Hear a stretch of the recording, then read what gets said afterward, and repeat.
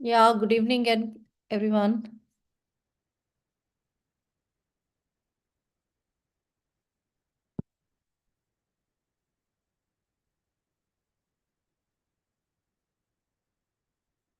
Good evening, Professor Bakshi sir. And good evening, all my team members and all the colleagues who have joined as participants. I'll request all of you to please put on your video before we start.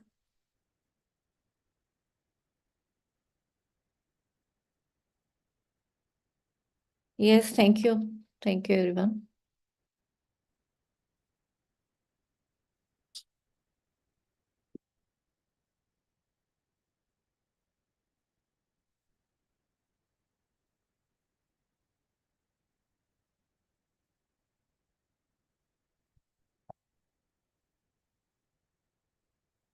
And please make Professor Bakshi sir as co-host because he'll be taking our first session.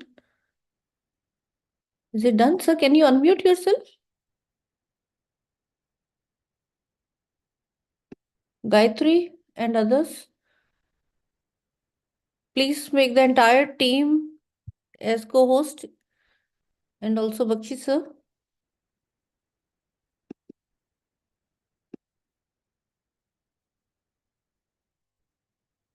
Bhavita, can you unmute? No. Just write in the group, then let us see. Even I am not co-host, it seems. Yeah, now I can. Good evening. Good evening, ma'am. Good evening, sir. Good evening, everyone. Good evening, everybody. Good. Make me as co-host. Just a minute. So I think now it's fine. So good evening, everyone, and welcome to this next batch, which is January B batch 2024 for National Education Program, NEP Orientation and Sensitization Program. Sir, I'll begin with your permission and let me share my Sure. screen.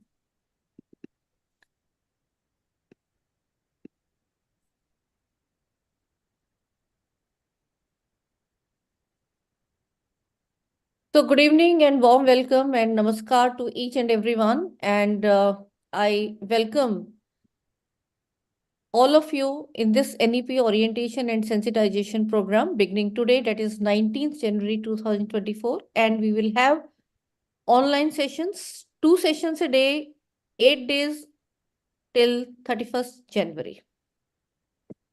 I welcome you on behalf of Ministry of Education, Government of India, who has started this Malviya Mission Teacher Training Program. Under the ambit of this, we are conducting these programs. And this entire mission has been named in the honor of Bharat Ratna Pandit Madan Mohan Malviya ji. I also welcome you on behalf of my own center, that is UGC-MMTTC. That's how we are now renamed, Malviya Mission Teacher Training Center. And prior to this, we were called as Guru Angad Dev Teaching Learning Center, GAD-TLC, as many of you are already knowing this popular name. But then we will be renaming and also using it as formally GAD-TLC. And we are also calling it as continuing the GAD, we are also calling it as GAD-MMTTC. At our center, we are seeking blessings from Guru Angad Dev Ji, the second of the 10 Sikh Gurus, under whose name we have started this Guru Angad Dev Teaching Learning Center. I also welcome you on behalf of entire governing body and management of Shri Guru Tegh Bahadur Khalsa College, a constituent college of University of Delhi. And I also welcome you on behalf of University of Delhi. So welcome each one of you with a virtual bouquet of flower. All administrators, teachers, research scholars, and other participants who have joined from all over our lovely country, India. And in the core team, we have the guidance and mentoring of Professor Ved Prakash sir, former chairman UGC, and along with him, Professor A.K. Bakshi sir, founder VC PDM University Bahadurgarh, former VC UPRTO Allahabad, and former executive director Tertiary Education Commission Mauritius. Welcome, sir. and he will be delivering the first session, and the second session today will be taken by Professor Ved Prakash sir. I also convey my gratitude to Professor Jaswinder Singh, who is former principal STTB Khalsa College, University of Delhi, and the acting principal presently, Professor Surinder Kaur, and she is my colleague from Botany Department. So I welcome each one of you on behalf of the entire team of GAD-MMTTC. In the organizing team, I am taking help from different institutions, my friends, Professor Sarita Pasi, Dr. Rachin Sareen, Dr. Babita Kaula, Dr. Narendrajit Kaur, Dr. Seema Narkade, Dr. Jyoti Tagi, Dr. Tabassum Jihan, and Dr. Ruby Bansal. So I'm thankful to all of them, and they will be here, some or the other, because it's now every month we conduct 2 programs. So as a big team support I need, and I'm thankful to each one of them for rendering that. And I am your host, coordinator of the center, Vimal Rad. And I'm also happy to share that I am the member of expert committee where the guidelines and the monitoring of all these 111 centers is being formulated. So that's called as the expert committee of Malvi Mission Teacher Training Program at UGC. So with these words, let us join hands to get the blessings of the God.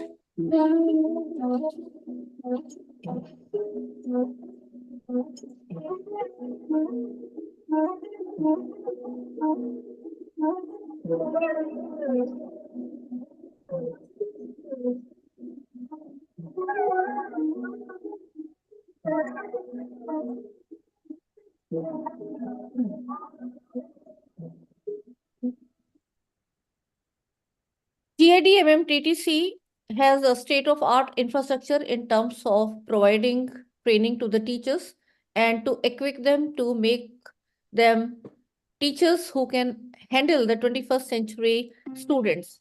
And when I say that, obviously, the technology, empowerment, and the newer pedagogies take the front seat. And along with that, we also have the models where the subject integration can be done for implementing the blended learning.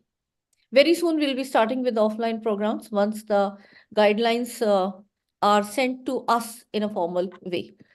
Now, this journey we started from our other center, which is Center for E-Learning, and we also have a studio facility where we have contributed for the EPG Pathshala content development. And we were front runners in completing this, not only in terms of meeting the deadlines, but also in terms of the quality parameters. 89 courses we have prepared, and the 4-quadrant model under which this content has been prepared. The very first template was designed by myself and Professor Bakshi, and it was accepted for all the 77 subjects. And then not only these 6 subjects which we handle at our center, I'll request all of you that in your teaching learning, take all the resources available on EPG Pathshala, which are in other subjects as well. And we have also prepared more than 50 MOOCs overall for the SWAM portal, out of which 42 MOOCs we have prepared for the EPG Pathshala project for these 6 subjects. This is my own concept, which is Teachers E-Kit, and I'll tell you more details. So those who are interested in evolving the models that in your own subject, how the blended learning can be done with the integration of newer pedagogies and technology, then you can write this as a team. And that will be also helping your other colleagues across the country, because this will be developed as an open educational resource where API, 5 API as per the UGC CAS norms is applicable.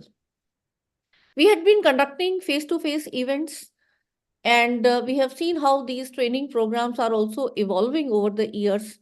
When there was no online program, and then also we were training the teachers into use of LMS, till now, after the Corona pandemic, we started the online courses, and there was an exponential growth in the terms of the reach that we could do in the number of participants who took, and even the reach in terms of the nook and corner of our country, we could have interactions with our colleagues.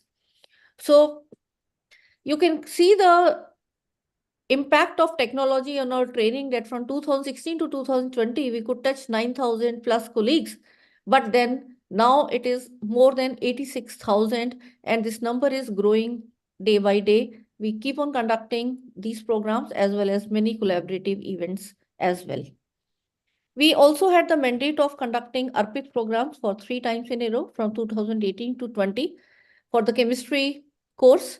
And our chemistry online refresher course was rated not only in terms of the number of enrollments as the highest out of the 42 overall subjects at national level, but also in terms of quality. Now, coming to this phase, like to give you the background because all of you should be aware about what all these programs are coming, why these new posters are coming, and so on.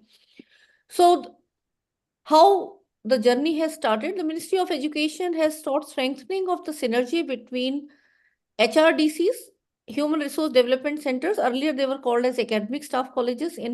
There are 67 in number. And then there were PMMNMTT centers. There were around 99 such centers. In order to meet the objectives of NEP 2020, now both of them are taken together. And this is keeping in view the optimal utilization of infrastructure, human and financial resources, and renaming and popularizing the entire capacity building effort as Malviya Mission Teacher Training Program. So what you can now see is 67 UGC centers and around 44 of 45 of these PMMT centers. They are all now will be renamed as Malviya Mission Teacher Training Center. And that's why now you see the posters where earlier HRDCs or earlier PMMT who have been selected. This facility is not for all of them. Only few of them are selected and they are being renamed. And I'm happy to share that GAD-TLC was one of the front runners, which was selected as the 45 PMMT centers who have been awarded this nomenclature, and now will also be funded. So in the self-sustainable mode, we were just doing the online programs, but now with the funding, very soon we'll be starting the offline events as well. So as I told you, all this is being done in the broader theme of Malviya Mission Teacher Training Program at the national level. This new phase of the scheme also aims to implement the recommendations of NEP. That is to improve the quality of teaching at all levels and in all domains, to focus on equity and inclusion in higher education and promote online and digital education, ensure equitable use of technology, promote Indian language and culture, develop basic infrastructure facilities, create awareness about gender sensitization, include vocational education in the curriculum, develop leadership and management skills, and create pool of mentors and pedagogic experts, and promote research and multidisciplinary education. So if you look at the vision of this entire new phase of training, which at national level we are starting, this has already started since November 2023, to build a competency in the faculty for better teaching and learning and research by exposing them to Indian values, updating knowledge and skills, and aligning teaching, learning, and research with the needs of the society and NEP 2020. So this statement, actually, you can see this vision says it all. And all the programs, whether it is the NEP sensitization program, where we have 8 modules, and then you identify what are the areas that you have to improve yourself. And then we will be having detailed programs, faculty development program, refresher courses, and the faculty induction program for the newly inducted faculty. This particular program, that is Malviya Mission Teacher Training Program, was launched on 5th September 2023. So as I told you, currently there are 111 MMTTCs. The number may be decrease or increase depending upon the output each center is doing. And they have the mandate of conducting these programs along with the other workshop conferences and all. So these are the 8 modules, and I will request all of you to please take a screenshot. I will also share it in your WhatsApp group, that this is how we are using the module 1 to 3 nomenclature, because from module 1 to 4, we will be covering it in one quiz. They will be asked, and the questions from module 5 to 8 will be asked in a second quiz. It is not necessary that both the sessions of each module will be conducted on the same day. We'll try to mix and match, and we'll always try that even if the module is same, but the two resource persons should be different, so that there is always a acceptance that because the same speaker, when it goes to 3 hours, slightly it becomes difficult for the learner perspective. So these 8 modules will be covered in this 2 weeks program.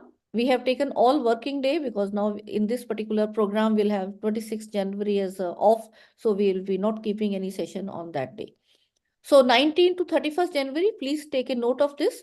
It is also mentioned in the poster that 19th, 22, 23, 24, 25, 29, 30 and 31st January, all working days, we will be having the sessions on from 5 to 8 p.m.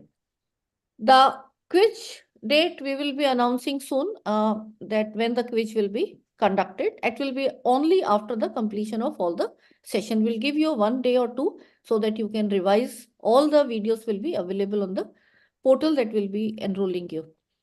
So there are 3 parameters which are required to be taken for completion of this program.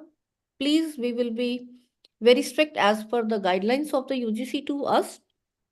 First thing is attendance. We will take attendance automatically from Zoom combined with the learning management system. So only one session you will be allowed to miss, 1 or 2 maximum. For that, you have to write a mail that will be missing this session, and corresponding missed session you have to attend it on the LMS. In LMS, all the recorded sessions will be available, and that you all can watch irrespective whether you have attended the live or not, for the sake of revision. But those who have missed the very particular session after sending us the mail, they have to be definitely attending those sessions. So combined, there will be also marks given. And if anyone is failing to complete the attendance requirement, we will not be looking at the marks of the quiz at all. And irrespective of how many marks you have got, the certificate will not be provided. Apart from the attendance and participation, if it is complete, we will also look into 2 quizzes for allocating marks. So there will be 2 quiz, as I told you, based on modules 1 to 4, there will be online quiz 1. And based on module 5 to 8, there will be online quiz 2, both of 40 marks each. There will be 40 questions and 30 minutes for each of them. So total is 100, and the qualifying marks are 50. No grades will be mentioned on this very particular program certificate, unlike the refresher course, faculty induction program or FTP, where the grades are essential. As per the UGC, we have evolved that there will not be any grades. This is just a completion certificate that you have to, but the completion will be based on these parameters. So I will request all my colleagues who are attending, please keep on making your notes and important points so that you can quickly revise before you attempt the quiz, or you can also watch the video recordings. We'll be giving you everyday feedback where the 3 takeaways you have to mention. So please take a note of that, so that when you're entering, you're ready with the 3 takeaways. This also my team will be analyzing, and it will be taken consideration for giving you the marks for the attendance and participation. So that's how the participation all will be looking. And there will be an overall feedback form as well. In today's feedback form, those who are having difficulty, like you are not being able to join on the WhatsApp link, or you are not able to get the Zoom link, or any other issue that you have, please, you can fill in there. My team will be looking and resolving each one of them. So I repeat that certificate of participation will be there only if all the assessment parameters are completed. Otherwise, we will not be assigning any certificate. In this, we will not be giving any certificate, because anyhow, this is a program we are conducting in the evening. So there is no duty leave required, and neither we will be giving you any relieving sort of thing. So the decision of our center, that is UGC-MMTTC, will be final in this regard.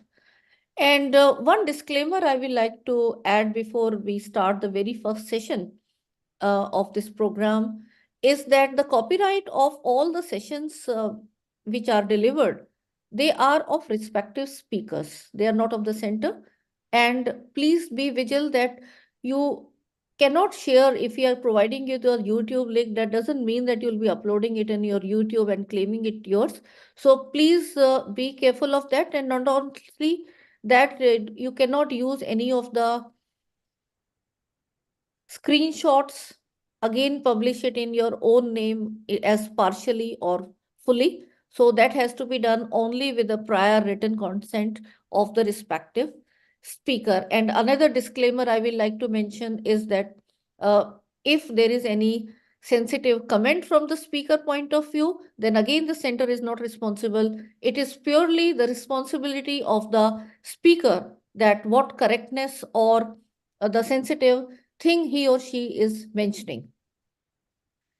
The recorded videos of this program will be available on LMS for the participants to refer as a self-study thing and for helping them in the quiz till completion. So if you want to revise, then these videos will be available. The PPTs will be shared only and only if the speaker thinks he or she wants to. Otherwise, that's why we are giving you the full video recorded. You can watch it any number of times. But there are many reference study material that will be providing the link on LMS. As we go further, they will become active to you. So with this background and very important information, which I'll also share it in detail as we move further in the coming days.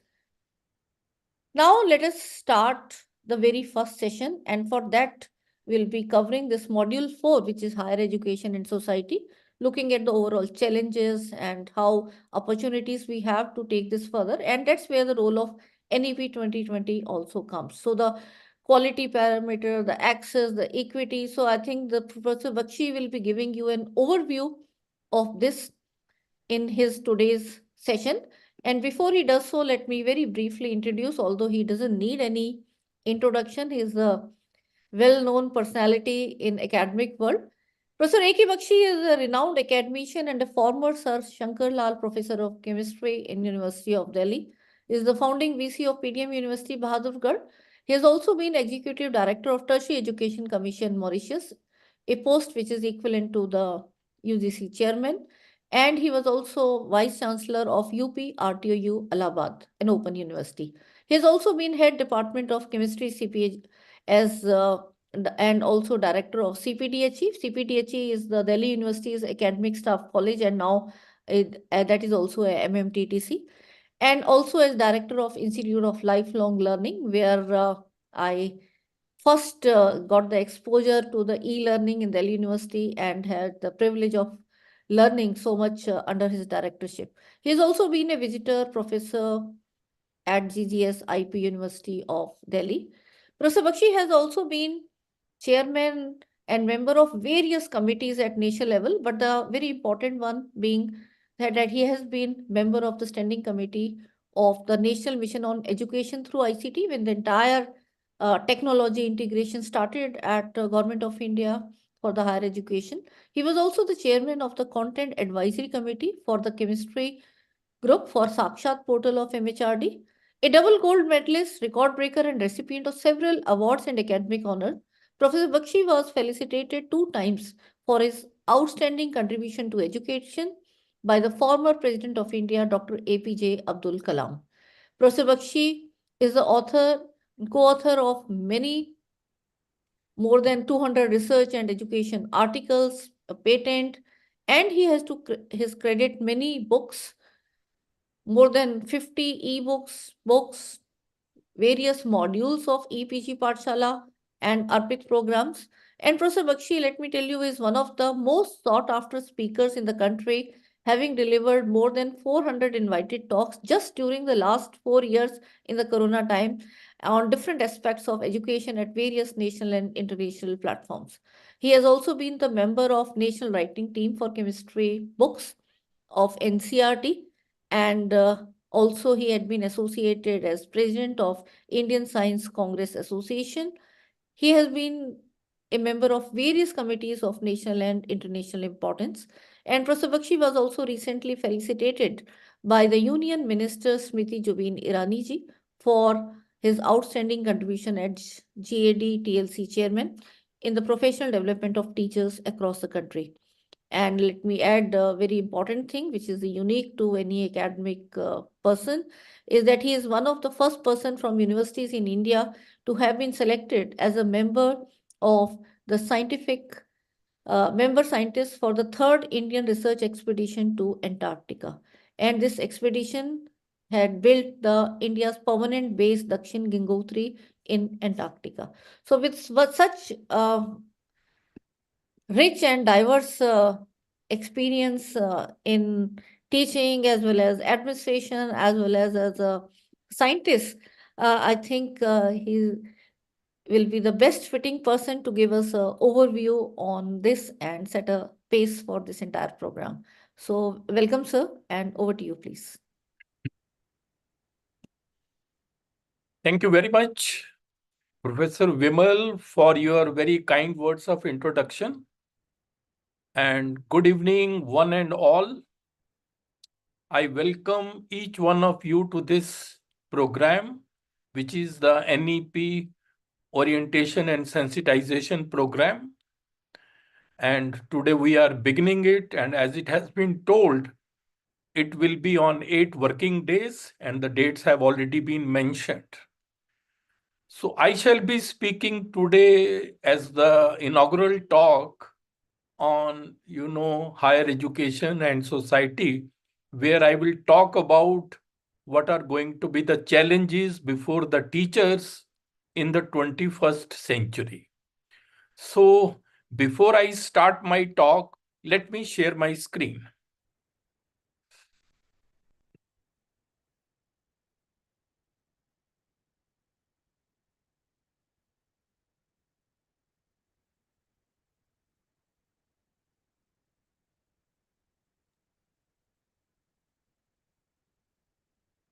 I hope my screen is visible and I am audible. Yes, sir. Yeah, perfectly. Thank you very much. So, in this talk, as you can see the title of this talk, in the light of NEP 2020, Empowering Teachers for Challenges in Higher Education in India in the 21st Century. So basically, it is at your empowerment so that you can do justice to what is required to be achieved in the 21st century. This talk is going to be a motivational talk based on NEP 2020, aiming at your empowerment so that you can succeed and thrive in the 21st century. And if I may say so, this talk can prove to be a game changer for each one of you. This entire talk is based on my conceptualization and experience and will prepare you not only for success in your profession, that is the teaching profession, but also in life. The basic thinking behind this talk is give a man a fish and you feed him for a day. Teach a man how to fish and you feed him for a lifetime. So this can be a life changer for you because we will be talking about, based on our own experience, what are the expectations from you and how you can mold your own personality and your career. This will be in 2 parts, this talk. First, I will give a very brief introduction. And in this introduction, I will like to talk about the spirit behind National Education Policy 2020. As you all know, it's a big document, and this document is about 68-page document. But if you go to the gist of this policy, it basically focuses on the fact that education is relevant and of quality only when it is able to serve the needs of the changing society. Otherwise, education has no relevance, no meaning, if it is not able to serve the society. And in the 21st century, the world is changing very, very fast. And the change is mainly because of technological advancements. Therefore, this national education policy, keeping in view all these changes, is proposing what we all need to do. And this policy proposes various reforms in school education, higher education, and technical education, which are suited to the 21st century needs.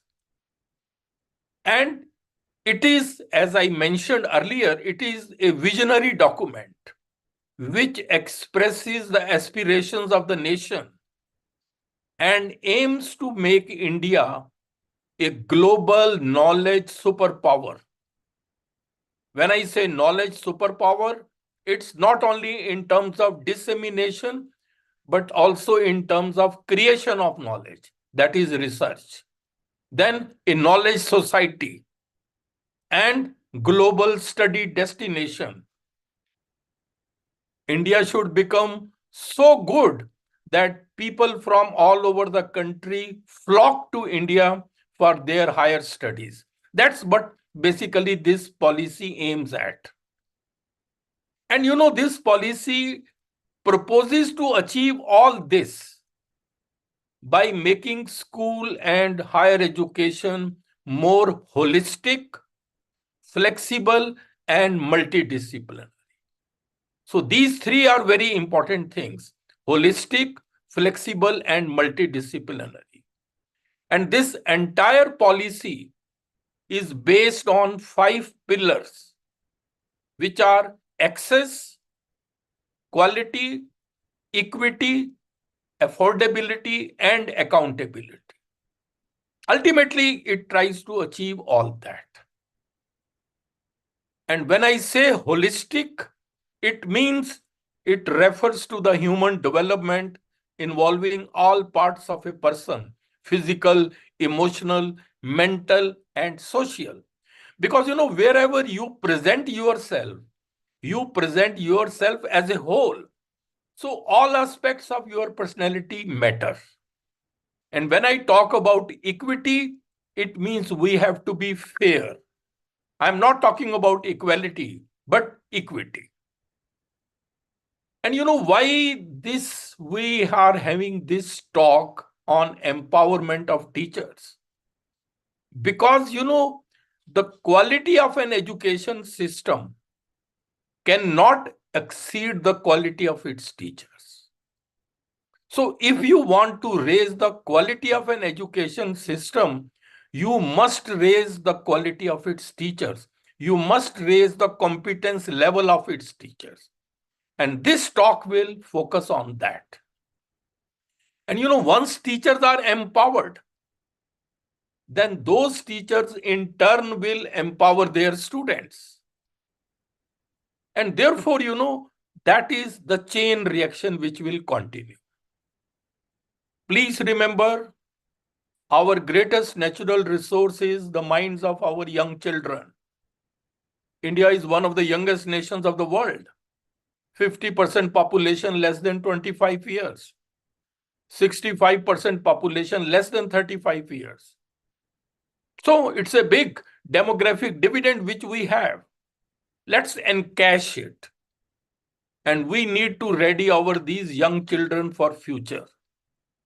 And to a great extent, responsibility rests with the teachers. So you have to understand your responsibility. Students may be just 25% of our population, but then they are 100% of our future. Therefore, we have to be more concerned about future. And please remember, a child miseducated is a child lost. Therefore, we cannot afford to lose even a single child. Therefore, we have to be very, very careful as far as our education system is concerned. Because you are the people who are imparting education. So your role becomes very, very important. If we look at the traditional roles of a teacher in higher education, these are mainly these three roles. To disseminate knowledge, that is teaching, then create knowledge, that is research and guiding research, and the third role is academic administration and management. And a teacher is expected to excel in all the three roles. And while I was preparing it, I have written based on what I think is very important, how you can be an outstanding teacher or a researcher. The prerequisites are you need to have a very sound and deep knowledge in your discipline. You may be in any subject, but in-depth knowledge is required. You should have clarity of concepts. Your teaching should reflect the amount of thinking you have done on the subject. You should be very good and proficient in practical skills. And then there needs to be a driving force in you. You should have a passion to become an outstanding teacher or a researcher. All these things look simple, but it's very difficult to have all these things. So you should strive to achieve all this. And if you want to be an outstanding researcher, you need to be an out-of-box thinker. You need to be having an analytical mind so that you can analyze any problem into parts and then work on that. You need to be innovative and creative. And then 4 C's: curiosity, creativity, courage, and commitment. All these are must for a researcher. But please remember, all these things do not come overnight. All these need to be nurtured. There are 2 approaches. You have to become yourself a good teacher and a good researcher, and then you have to produce better teachers and researchers for future. That is the empowerment of your students.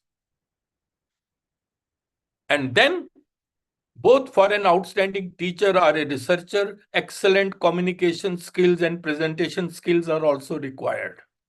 Because no one will take the pains to listen to your ideas if your communication is not effective and impressive. So this is very, very important. And if you are not very good in communication, make efforts. You will become with the passage of time. And please remember, all the great speakers were bad speakers at first, but then they worked hard and reached to the top. So this was part A, where I have just given you the general introduction. What are the expectations, etc. Now we come to part B, where we will talk about the challenges in the 21st century, especially in the context of higher education. And first here we will talk about the challenges of the present information age. See, we are all living in an information age where we can get any information just by a click of a mouse. But then this age is also an age of uncertainty with respect to jobs. As per this World Economic Forum report, the Future of Jobs report, it seems that we are not sure where our students will be employed tomorrow. Those jobs may not be even existing at present. So that way, this is an age of uncertainty with respect to jobs. And job landscape all over the world is changing very, very fast. And this change is primarily because of the shift in the division of labor between man and machines. Machines are now doing more job than men. Therefore, job landscape is changing. If you look here, 97 million new types of jobs will be created and 85 million old jobs will be displaced. So that is how the world scenario with respect to work is going to change. Second point is that this is also an age of mass education. See, this is an age where more and more students over the next 30 years will graduate than since the beginning of the recorded history. So that means many students are now graduating. Traditional jobs are going to become less, but there are going to be many takers. So that will create a tough competition. And then this information age is also an age of artificial intelligence. Artificial intelligence, as you know, is basically a machine which mimics humans' cognitive abilities. And that has brought about a big transformation in the world. This is going to be an age where artificial intelligence will equal the intelligence of the students by the time they finish their formal education. So if I can have machines with the same intelligence as you, then why do I need you? That is going to be a big question. And you know, it's now very well said that all these jobs are going to be in danger because of either artificial intelligence, automation, or robotics, those jobs which are repetitive or of predictable nature. Those jobs which require no critical thinking, no critical analysis, no research base, no specialization, those jobs will be taken over by artificial intelligence or robots. Other day I was reading that in China they have come out with an airport to a great extent manned by robots. In hotels also they have those. On receptionists they have all that, how it works. So this is a new development which is taking place. And now it is said that, you know, this is a picture of the human brain, that any humans in future may not be required for the so-called left brain function. What are the left brain functions?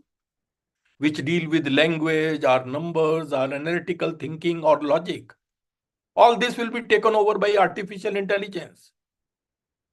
Because anything that can be measured by numbers can be solved by AI models. Therefore, we need to focus more on right brain functions like imagination, creativity, critical thinking, emotional intelligence, etc. So that is how the things are now changing. Therefore, you know, in the light of all what I have said, the challenge before a teacher is now going to be how to teach, what to teach, so that the children are able to succeed in a future that is going to be so uncertain. So this is going to be a big challenge for all of us. We don't know what we should teach, how we should teach. And the second challenge is the sustainable development goals. This is also a big challenge in the 21st century. See, sustainable development is the burning issue in the world at present. And you all know the meaning of sustainable development. Something which can be maintained for a very long time. And development always means economic development here. We have to be more responsible towards future generations. We should care about the world which we will not live to see. That's the basic thinking behind sustainable development. That was the reason, and these are some of the factors which make us think along those lines. Why there is so much concern? See, population is exploding in the world. At present, we are close to 8 billion. By 2050, we will be 9.7 billion. So much population, so pressure on all resources. There is going to be a fast depletion of resources, food, minerals, other natural resources. Then water scarcity is going to be a big issue in the years to come. This is FAO report that by 2025, 1.8 billion people will be facing acute water shortage. Problem of environmental degradation, you can see. And then climate change, this we are already witnessing. Other day it was the report that 2023 was the warmest year after a big gap. That all basically manifests big climate changes which are taking place. Rising sea levels, increase in atmospheric temperature. So all this make us concerned about sustainable development. That is why in 2015, United Nations gave 17 Sustainable Development Goals, SDGs, which need to be achieved by 2030. And in 2015, 193 countries signed United Nations Agenda 2030. India is also one of them. And these are the 17 goals which you can see on the right side. No poverty, zero hunger, good health, quality education, gender equality, all those things. Now you must be thinking that United Nations gave only the agenda, but no solution. Why no solution? Because, world is full of diversity. And the nature of the problem varies from region to region. You can't have a single solution for a problem everywhere. That is why that was left open. And these 17 Sustainable Development Goals are a big challenge to be achieved by 2030. As a matter of fact, Sustainable Development Goals represent the real world problems, and their solution calls for a multidisciplinary or interdisciplinary approach. These are the world problems. Look at the problem. When I talk about multidisciplinary approach, what does it mean? Look at the problem of climate change. You cannot solve the problem of climate change just by the knowledge of one subject. You need to have a knowledge of climatology, political science, economics, green technology, sociology, etc. So multidisciplinary. That is why, in our education system also these days, we are talking about multidisciplinary approach. The clue is from here. Because multidisciplinary education allows students to gain a deeper understanding of the subject matter through the lens of different disciplines. So that's the basic thinking. And all these sustainable development goals, everybody talks, every country talks. Even Prime Minister Narendra Modi, when these goals were announced in 2015, he said, much of India's development agenda is mirrored in the Sustainable Development Goals. Recently, India was host to G20 meeting, and the entire G20 meeting is committed to aligning its work with this agenda of Sustainable Development Goals, because every country has to face the same. So therefore, education also becomes very important for us, because people need to be educated about these goals, how to solve them, what could be the problems and what could be the way outs. And even, I mentioned that one of the goals, Sustainable Development Goal 4, is quality education. This is this.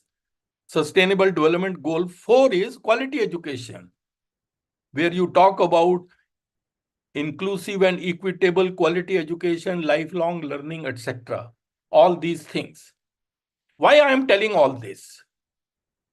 The reason is that our new education policy is based on this quality goal, SDG 4.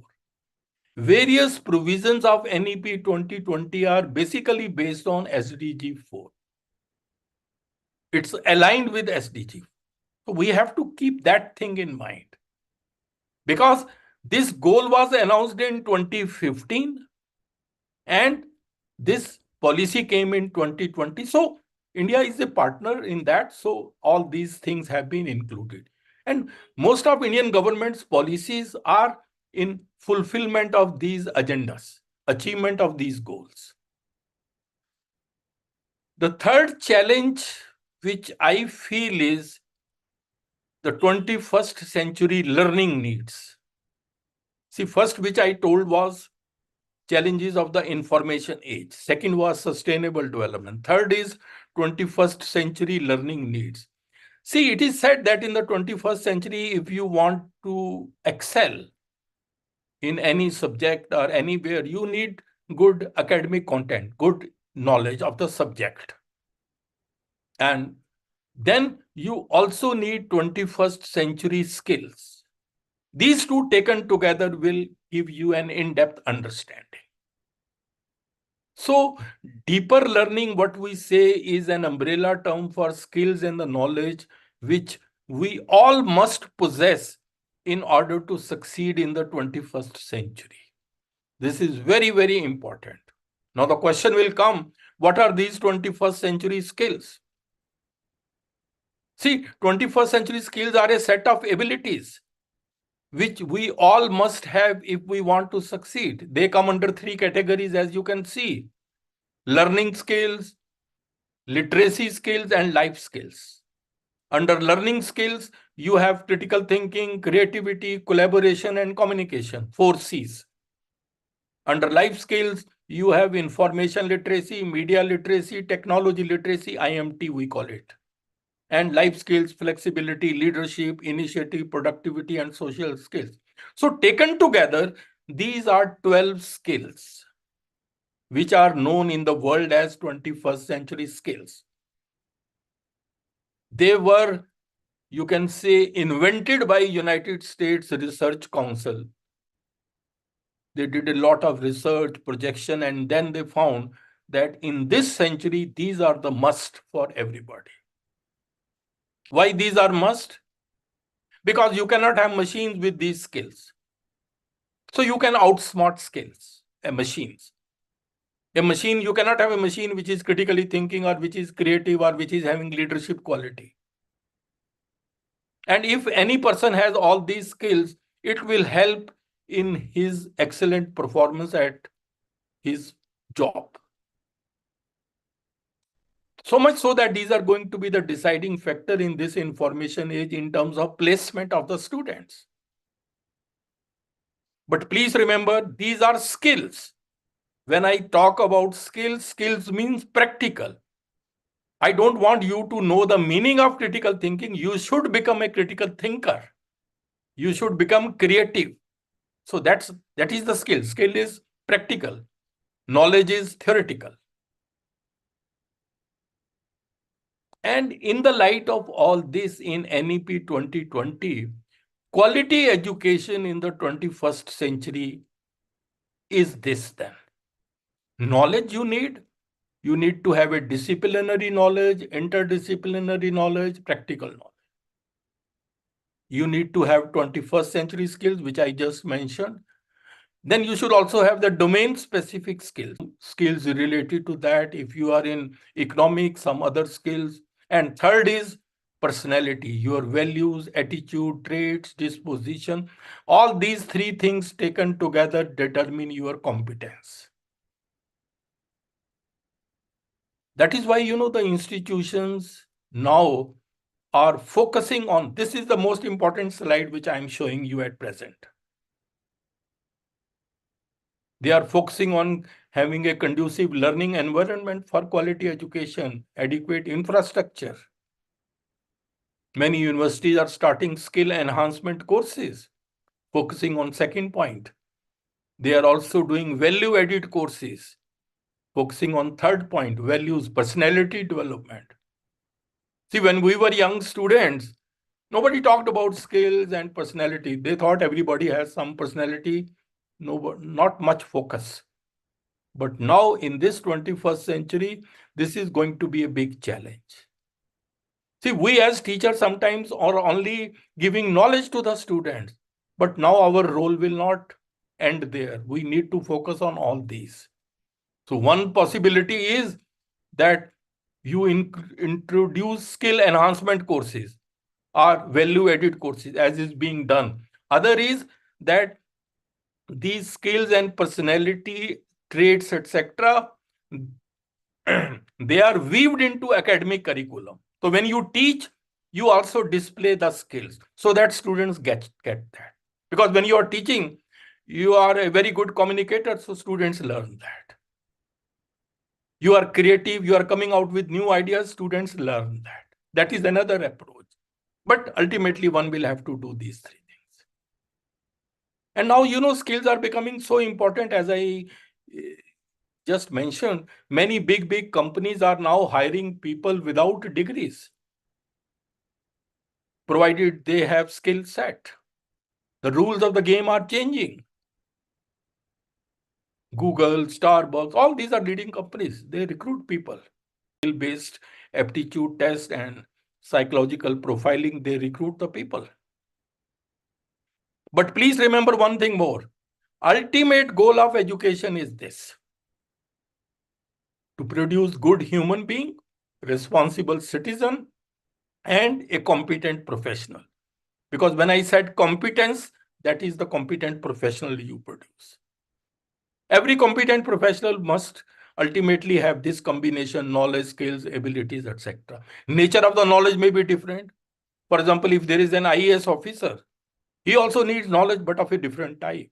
He also needs skills, maybe of a different type, but personality needs. If you are an engineer, knowledge different, skills are different, like that. And this, when I talk here, good human being, good means good in terms of values. That's what is very important. And this turning point came in 2013. Supreme Court gave two notable observations. One was that today's education has failed to reform human behavior. And the second was, although there is an increase in literacy, but with the increase in literacy, there has been a decline in human values. This was said by Supreme Court in 2013. And hence, the implication was that there is a need for transformation in education system.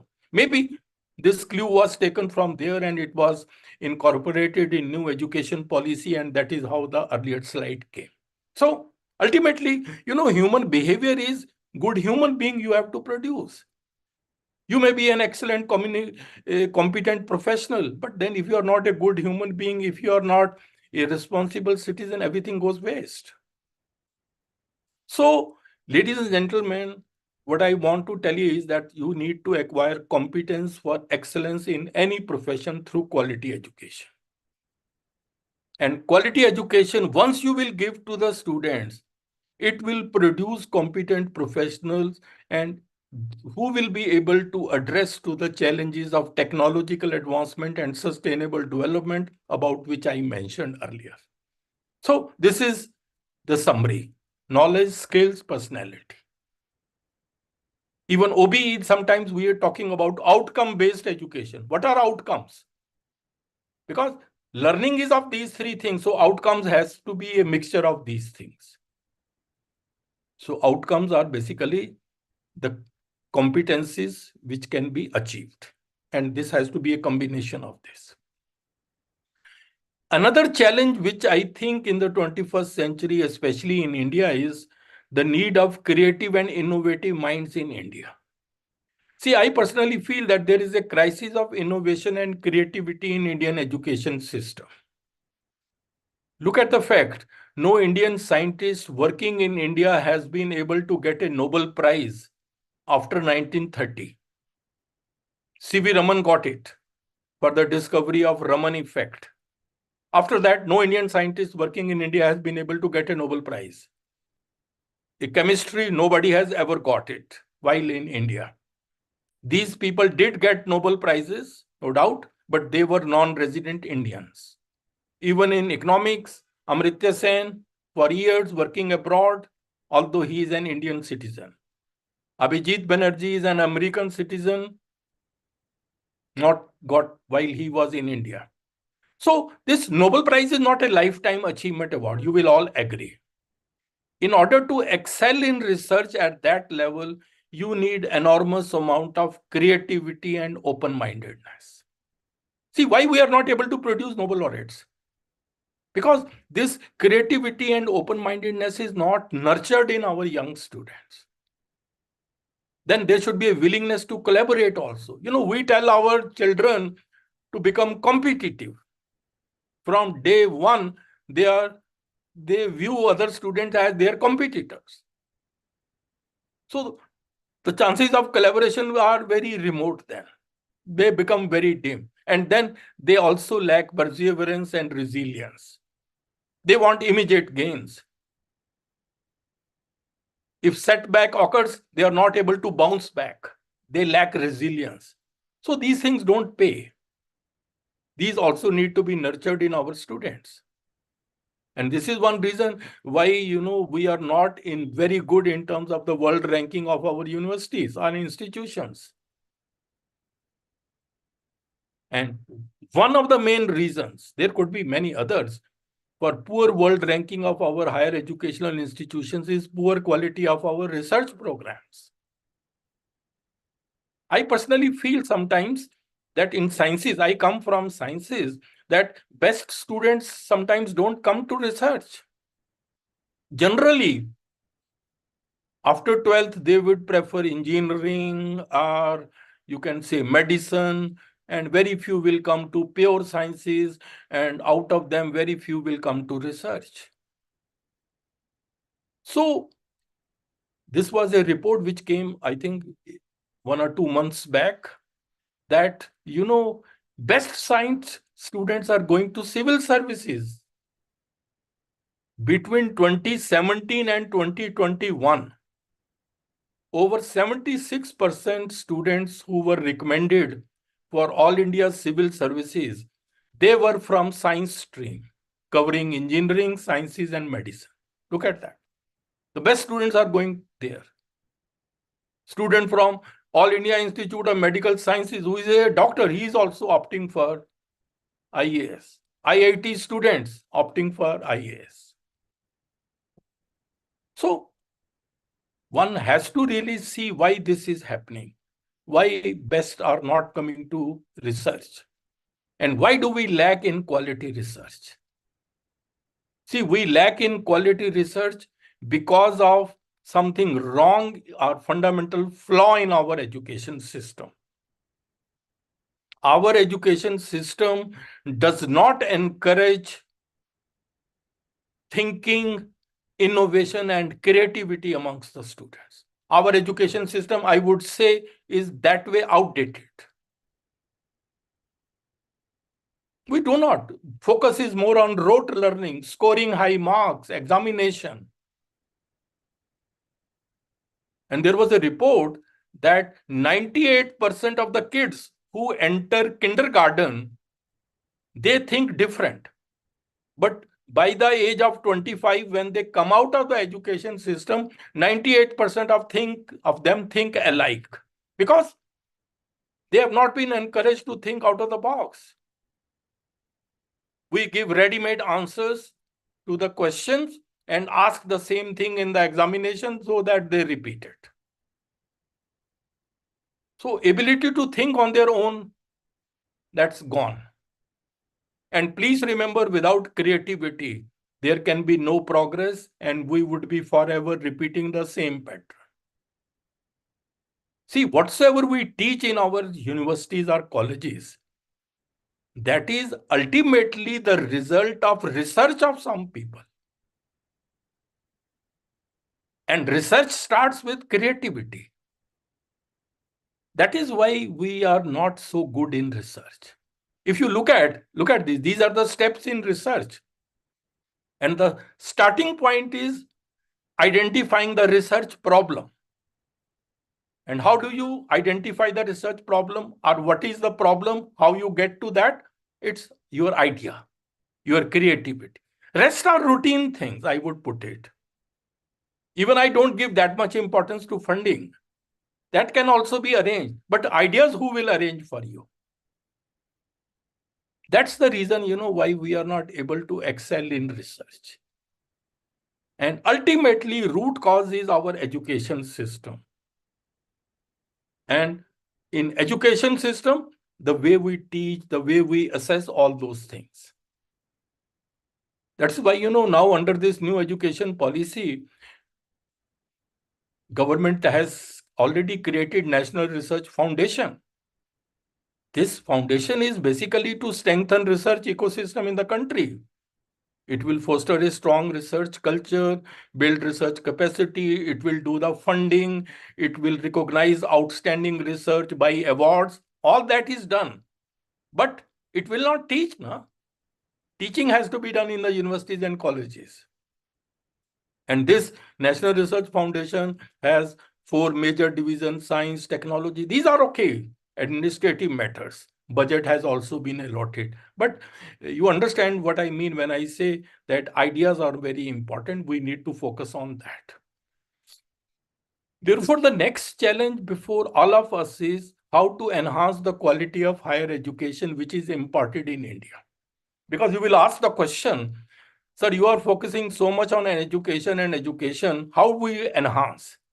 What are the steps for that? See, in education, 3 things are very important. What do you teach? How do you teach? And how do you assess your students?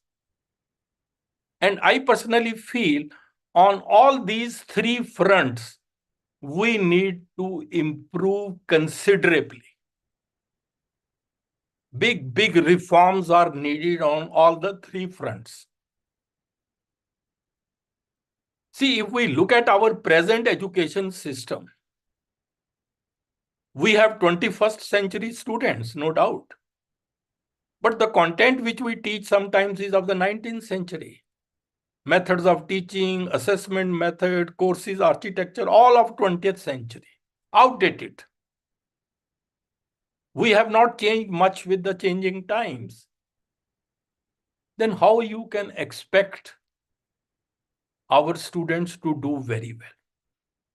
See, some will always do because exceptional people will always be there. But as I said earlier, we have a demographic dividend, big advantage of the population. If we can reform our system, we can be at the top of the world. Now look at the curriculum. Curriculum is what? The total learning experience in any formal education. What do we teach?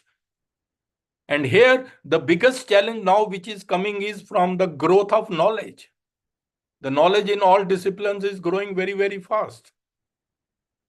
The doubling time of the growth of knowledge has shrunk considerably. There was a time when human knowledge was doubling in 150 years.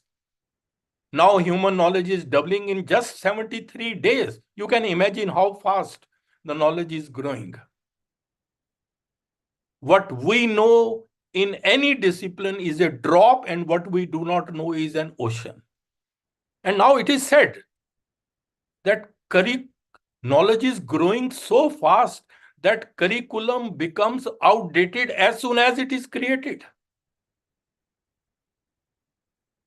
Because by the time you implement, it will be more than 73 days, the whole knowledge would have doubled.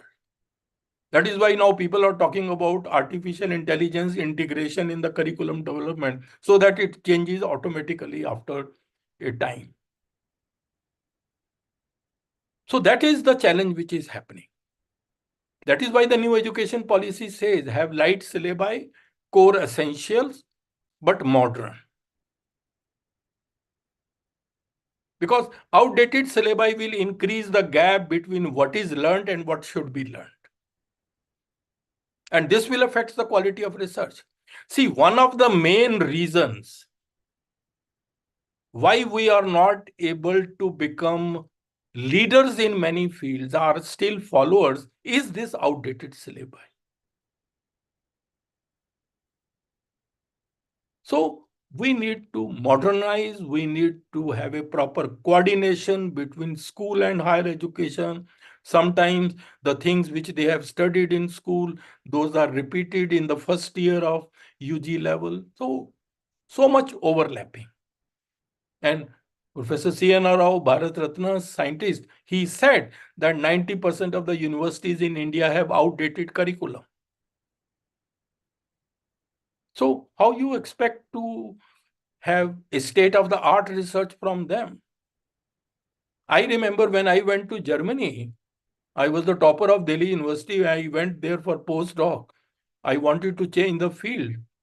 My professor said, okay, you may be good, but world is at this level and your background is at this level. So you will have to bridge that gap. So maybe for 1 or 2 years, you just study, and then do the state-of-the-art research.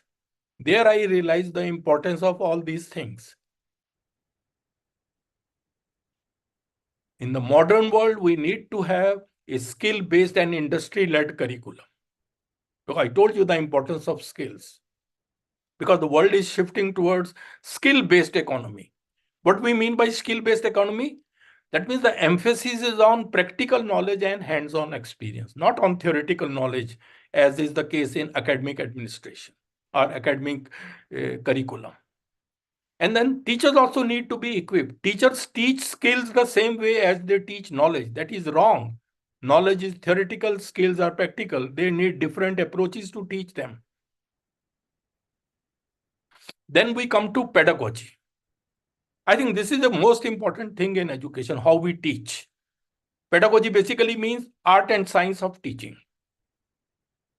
We have still the talk and chalk method, which is teacher-centric, which is textbook-oriented.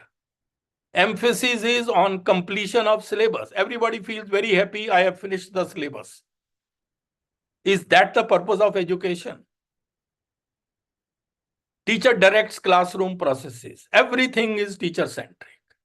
And if you look at the students, they are diverse. They have different needs. They come from different educational backgrounds. They have different attention span and interests. They have different language abilities. They have different cultural backgrounds. And then our classrooms are very large, sometimes 70, 80, 100 students. You may not be knowing the name of anybody, what to do, talk of personalized learning. And then in this talk and chalk method, focus is on examination, rote learning, and scoring high marks. From day one, this is today's reality in every discipline. Everybody wants to score 90 plus marks. The irony of our country, unfortunately, I don't know how it started. The focus is on well-filled mind. Keep on filling the minds of young people with more and more knowledge. What we need is well-formed mind, which comes out of thinking, innovation, and creativity. Because real education is one which transforms the learners. Just as you have a seed, it grows, becomes plant, plant becomes tree, that sort of transformation. And quality research also comes from here, because the strong foundations for quality research are laid during teaching learning. I can say that our UG and PG level education played a very important role in our research, because your teaching learning helps you an in-depth understanding of the topics, interconnection of the topics, clarity of concepts. Those comes during those 5-6 years which we spent there before doing the research. And one more thing we have to keep it in mind, that learning is not the product of teaching. Students don't learn because you are teaching them. Students will learn only when you will involve them in activities, engage them. We need to engage learners in the 21st century. That is why these days everybody talks about learner-centric education. Earlier, I started with teacher-centric. Now we are shifting to learner-centric. The focus is on the learners. And this learner-centric education is possible in the 21st century because the thinking is that the students will learn best when they are engrossed in the topic. Give them a topic, let them think what they need in order to find out the answers. then they will search Google, all that, find out there are so many sources. So that learner is engaged in activity. They do it on their own. Experiential learning is also learner-centric education, which we talk about. And the basis of experiential learning is what? See, I hear and I forget. I see and I remember. I do and I understand. So once you do, then you will understand the things. That's the thinking. That's why, fostering experiential learning and critical thinking among students is an important objective of NEP 2020. And this experiential learning needs to be adopted at all levels, starting from KG. Let them do small plays, etc., all that. Because by the time students come to higher education, I think they are already grown up. They are 17, 18-year-old. You can't change them much at that stage. And these are the retention rate of various learning methods. You can see experiential learning has 75% retention rate. Lecture has just 5%. If I'm only delivering lecture, your retention rates, attention span will be very low. And learner-centric is not any single method. It involves so many methods: problem-based learning, project-based learning, case studies, inquiry-based learning. Flipped classroom model is becoming very popular. Everybody talks about flipped classroom. Collaborative learning, think pair, TPS strategy, community outreach, travel. You learn from travel also. That's also doing, you learn. See, if you visit zoo, a child will learn more from a visit to the zoo rather than reading about animals from the books. Because once you are in that environment, impact will be much more. Then internship. Now we have also started UG research program. All this is to involve students, field work, etc. So through learner-centric education, what is going to happen is that the roles of the learners will change. In teacher-centric talk and chalk method, they are passive listener doing nothing, just taking down notes. Here, they will become active, highly independent and creative thinker because they will do every next activity. They will have to be done by them. So that is what we need in the 21st century. And this can be implemented only by you teachers. Look at these leading universities, Harvard, Stanford, Wharton. Their more focus is on case studies, experiential learning, project-based, problem-based, collaborative learning. Very little focus on lecture-based learning. Here we think a teacher gets about, I think, 16, 14 lectures per week and entire focus is on lecture-based learning. Our mindset has not changed. See, the purpose of this program is not only to give you the knowledge and then you forget. No, the purpose is, and the spirit behind this program will be achieved only if whatsoever is told to you, you then implement it in your class. Because if we teach today's students as we taught yesterday, we are going to rob them of tomorrow.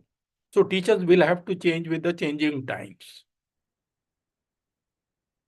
This was my article about creativity crisis in the Indian education system in Education Times of the Times of India. This was my article about flipped classroom. And third is assessment.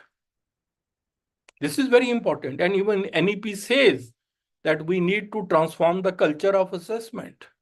Why there is so much focus on assessment? Because assessment drives learning. The way you will assess your students, will start slowly learning in that way. So this can be a good way to enhance the quality of education in the country by changing the system of assessment. Look at science students want to go to IIT. With their board examination, they may not. That's why they do the coaching, etc. because their method of assessment is totally different. Our examination system, unfortunately, is rote-based, mainly about textbook content, testing definitions given there. Anything which just comes outside the textbook is branded out of the syllabus or even protested. And then our examinations do not assess the skills that industry needs. Therefore, new education policy says that assessment process needs to be made more scientific to encourage multiple skills of the students. Analytical skills, critical thinking, conceptual clarity, all that. And in all this, teachers can play a very, very important role. See, we take our assessment method or examination paper setting very easily. Just we take last few years papers and based on that, we set a new question paper. I think we will have to change that. You will have to be given training for that. For example, these days, this common university entrance test, multiple choice questions is all craze is towards MCQs. See, MCQs only have the advantage, you can very easily evaluate them, all those advantages, but they have some serious limitations because it's not possible to measure the ability to apply knowledge to complex problems. You can't measure through MCQs. No opportunity for the students to demonstrate the depth of their knowledge, not possible.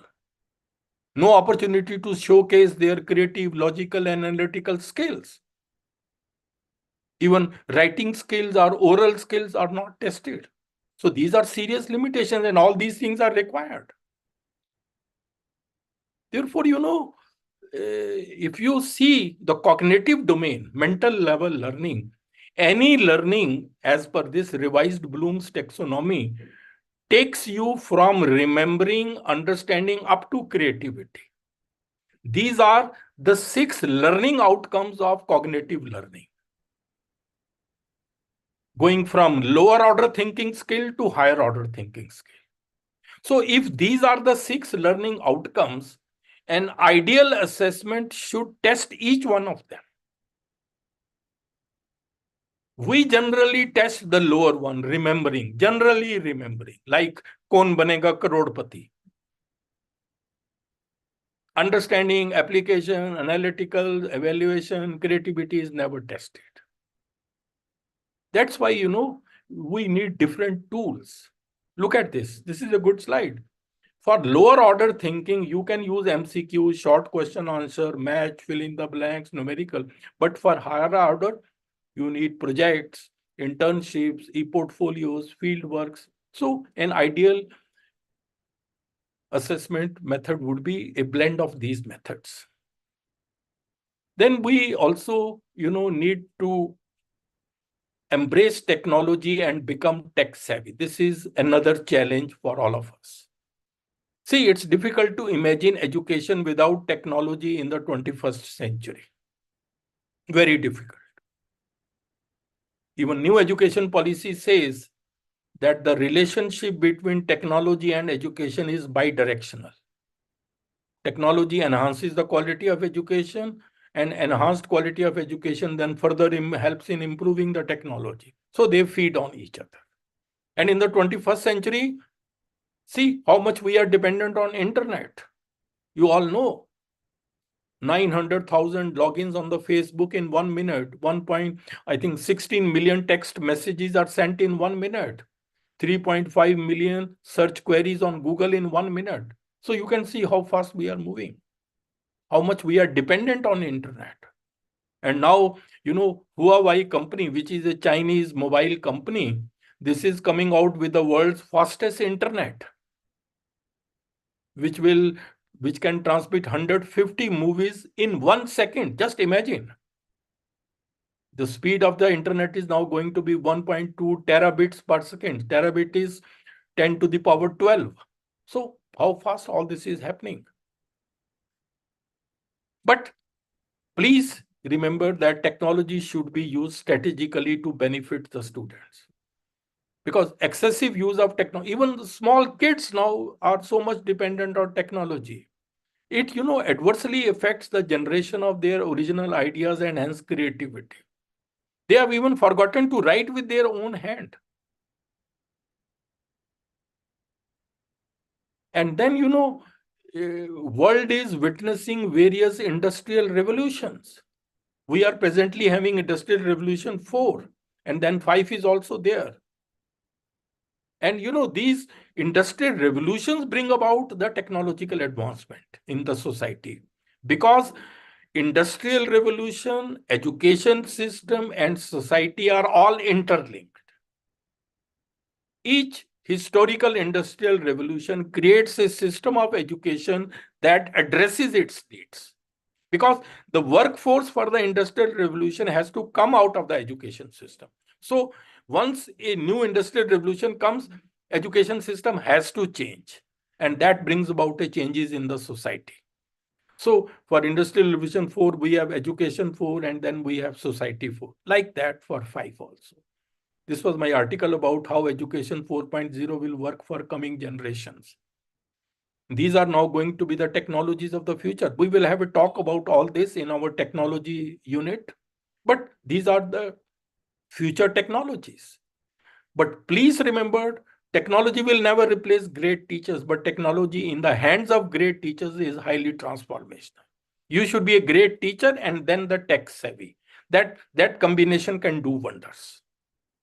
This was my report in Times of India, that technology won't replace teachers. So ladies and gentlemen, now you can understand that education in future is going to be an amalgamation of the transformations driven by education 4, 5, NEP 2020, pandemic, emerging student needs, and new technologies.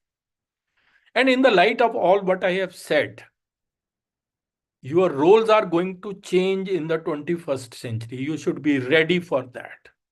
Some teachers are already worried now that there will be perhaps no students to teach anymore in near future, because technology might take over teaching our students.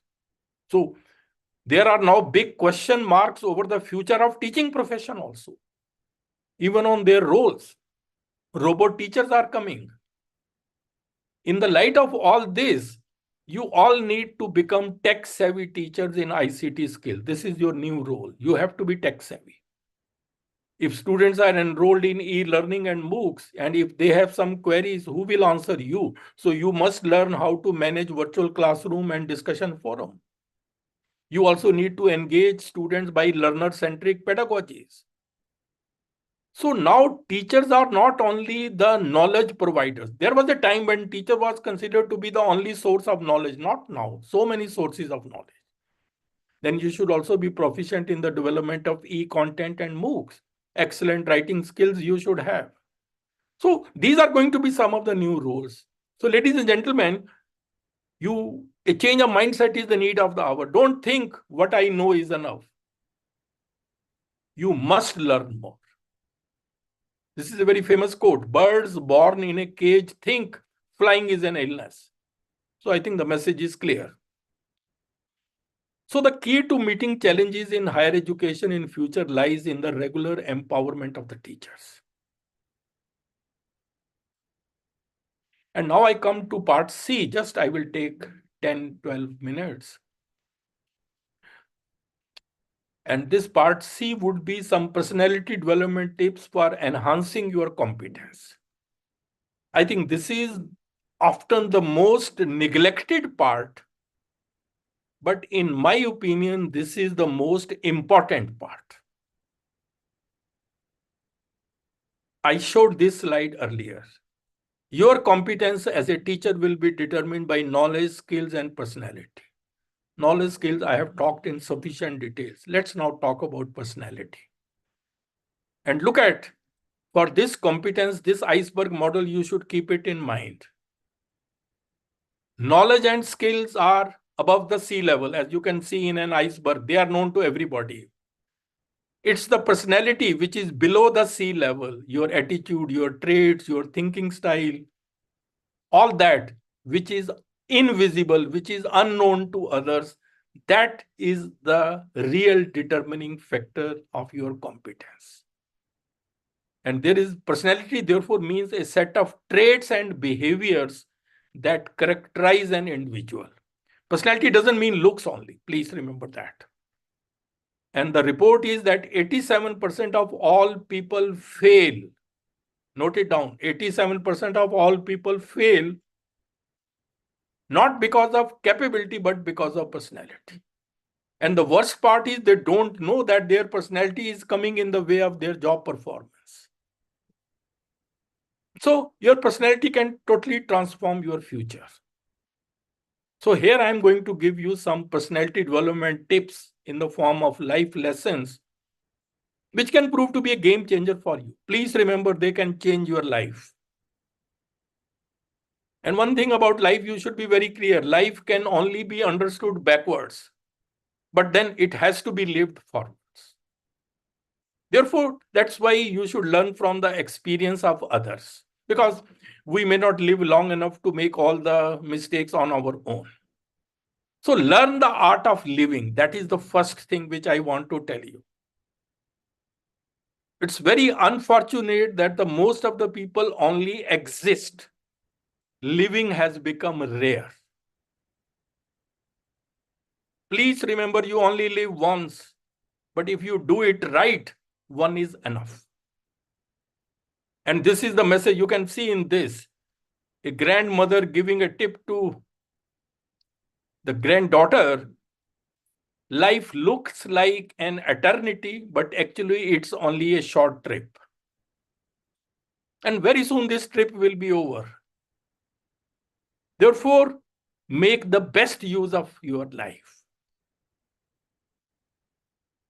So when I say about art of living, it means the capability to draw pleasure from life and to succeed in the greatest test called life. Life itself is a test. Look at this World Happiness Report. India is almost at 136, bottom. People are not happy, stressed, always thinking, stressful. People pulling each other, very wrong type of things. They are not happy, always thinking about these things. And please remember, you will never find a happy life. You will have to make it by your mindset. If you change the way you think, everything will change. This is the only tip I can give you. दर्पण में मुख और संसार में सुख होता नहीं, बस दिखता है. और जिंदगी बहुत कुछ देकर भी किसी ना किसी चीज के लिए फकीर बनाए रखती है. Please remember that life is never fair. Don't expect that why did this happen to me or to my family or to this person, why this is not fair. Nobody bothers. You have to be ready with all these things. So be proactive in life. This is the first step. If you are proactive, you will focus on preparing. If you are reactive, you will focus on repairing. So be proactive. And proactive people don't wait for the ship to come in, they swim out to the ship. That's the meaning. And in success in life, have a self-belief. If you want to be successful, you must first believe that you will be successful. A bird sitting on a tree is never afraid of the branch breaking, because her trust is not in the branch, but in her own wings. That is what you should have. Yes, come what may, I have confidence, I have belief in myself. And please remember, one who believes in himself has no need to convince others. Then you don't need to bother about others. Then you may achieve success, but never become arrogance. See, there is a difference between confidence and arrogance. Confidence, if you are confident, it means you believe that you are of value. But if you are arrogant, then it means that you are believing that you are more valuable than others. That smacks of arrogance. That should not be there. And arrogance in life is the surest path to failure. कभी किसी चीज का घमंड आ जाए तो शमशान का एक चक्कर लगा आना, तुमसे बेहतरीन लोग वहां राख बने पड़े. So this is sufficient to keep you within the limits. Remember, you are dust, and to dust you shall return. So keep this reality of life always in mind. You will never become arrogant. Just a passing phase. Then self-discipline is another thing to control your mind, because this begins with the mastery of your thoughts. If you can control what you think, you can control what you do. Because the heaviest burden that we carry are the thoughts in our head. See, we are always thinking something. There are 70,000 thoughts in a day in a normal human being. And there is nothing in this world that can trouble you more than your own thoughts. So if you can learn self-control, you can master anything. Start practicing it. It will be difficult to do it in the beginning, but you can do that. And this self-discipline will also bring in you mental toughness. And this is sometimes we need. It is the ability to focus on and execute solutions, especially when you are facing adversity. Their mental toughness helps you. And then always strive for excellence. Excellence should be the key word. Look at this picture. A penguin cannot become a giraffe. So you just try to be the best penguin you can be.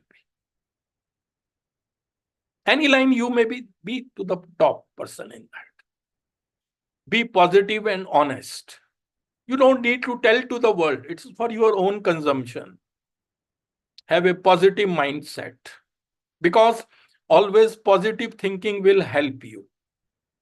Positive thinkers will have a solution for every problem. Negative thinkers will have a problem for every solution. You know, we meet all sorts of people in life. Then work hard sensibly. You know, you are all young. You have to go very far in life. So working hard sensibly is very important. Choose your direction very carefully. Direction is more important than speed.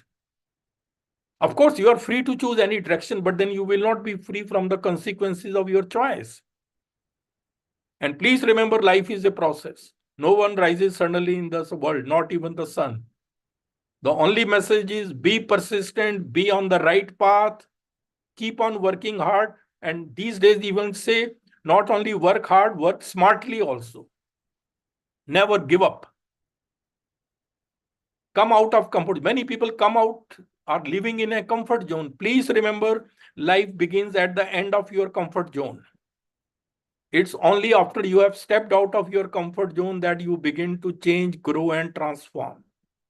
Many of us are not able to make a mark in life. Why? Because they start living in a comfort zone. Oh, I'm getting a good salary. My husband or wife getting a good salary. Children are well set. Why should I work? So that's a comfort zone. Then overcome the fear of failure. Failures do occur. But please remember, जब तक तुम डरते रहोगे, जिंदगी के फैसले कोई और लेता रहेगा. So overcome the fear of failure. As a matter of fact, failures can be the pillars of success, depending on how you take them. And your attitude towards failure determines your altitude after failure. Again, it's a question of mindset.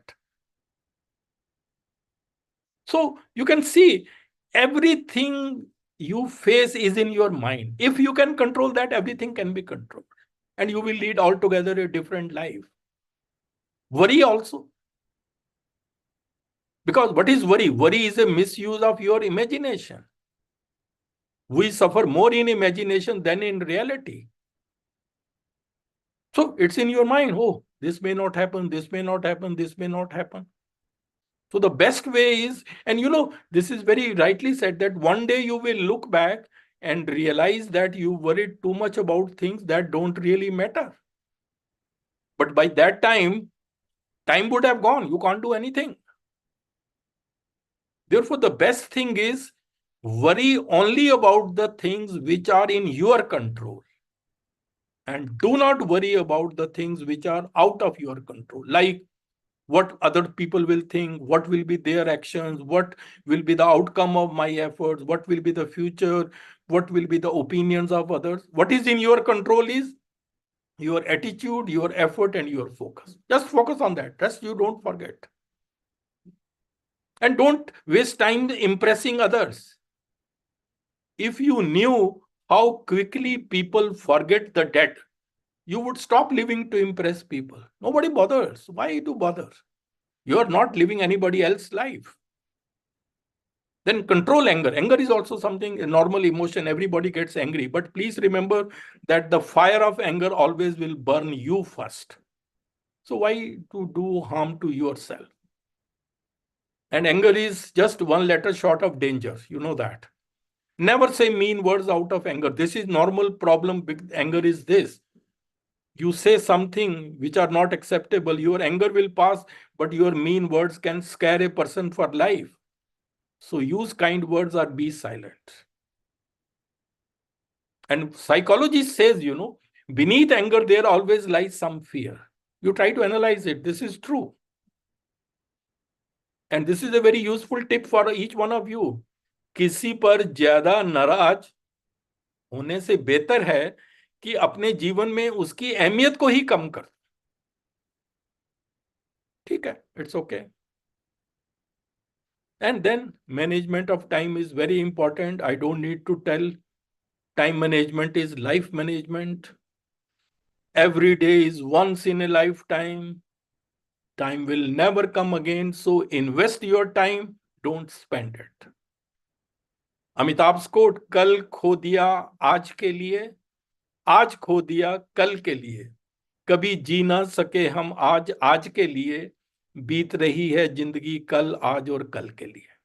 Time is what we want most, but what we use worst. Very sad.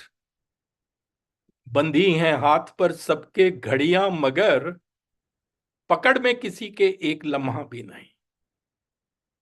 And please remember, no time is wrong for the right thing. This is sometimes a feeling in many people. When time is never ready to wait for us, then why do we always wait for the right time? No time is wrong to do right things. And then live in the moment. This is living in the moment is the most important thing. You should keep it in mind. Because past you can't do, future you don't know, live in the moment. Because the present moment is the only moment available to us, and it is the door to all moments. Life becomes more meaningful when you realize the simple fact that you will never get the same moment twice. Sometimes, you never know the true value of a moment until it becomes a memory. Yes. And then think high of yourself. Don't have a low opinion of yourself. Having a low opinion of yourself is not modesty, it is self-destruction. Think yourself high. It is a necessary precondition for happiness and success. You may not be perfect in many things, agreed. But then many things cannot be perfect without you also. So stay special in your own little ways. You are unique. Please remember that you are unique. No one can match you. So ladies and gentlemen, just last 2-3 minutes. At the end of the day, you will agree whatsoever I have said in this talk. Your biggest competition is with you only. You have to win over yourself. You have to become the master of your mind, not the puppet of your mind. Be your own king. And you are a king if you know how to rule yourself. You don't have the problem. You are the problem. Mindset is the problem. Attitude is everything. स्वर्ग भी तू है, नरक भी तू है. इन दोनों का फर्क भी तू है. जिंदगी छोटी नहीं होती. लोग जीना ही देरी से शुरू करते हैं. जब तक रास्ते समझ में आते हैं तब तक लौटने का वक्त हो जाता है. So, it's never too late to be what you might have been. That's the message. Challenges keep us fresh. See, there is a famous quote. A ship is safe in harbor, but that's not what ships are built for. Similarly, humans are not designed to be happy in status quo. Continue to remain dissatisfied so that you can become better and better. That's a good, principle to have in life. Don't take every challenge as a problem. Take every problem as a challenge. And these challenges can be the doorways to excellence. These are the opportunities in disguise. So whatsoever challenges I have told you, they are opportunities for you. I'm telling you right hand now, these are the challenges. You can prepare your life accordingly and reach to the top. Because when the winds of change blow, some people build walls while others build windmills. It's up to you how you make use of the opportunities. And these are the lessons people learn too late in life, but I'm telling you now, everything is temporary. Don't get attached. Stay connected only. Life is not fair. Don't complain later on. Beneath anger is always fear. Things don't matter that much. People matter. Once people leave your life, they create a sort of vacuum, no doubt. A lifetime is not very long. You may be 30, 40, 50-year-old. So many years have passed and the rest will also pass. You should take risks in life. Don't play very, very safe. And life has no reset button. Live every day like it's your last day. And you know, these lessons are very important. Everybody learns that. Everybody realizes them, but generally realization comes to everybody. But generally by the time realization comes, it is too late. But then you can't do anything. देखिए ये एक बहुत अच्छी coat है, समय और समझ दोनों एक साथ बस किस्मत वालों को ही मिलते हैं, क्योंकि अक्सर समय पर समझ नहीं आती और समझ आने पर समय निकल चुका होता है. So that's what I want to tell you. ये गाना है, मैं सुनाता हूं, पर मैं आज थोड़ा छोटा कर दूंगा क्योंकि 1 मिनट थोड़ा.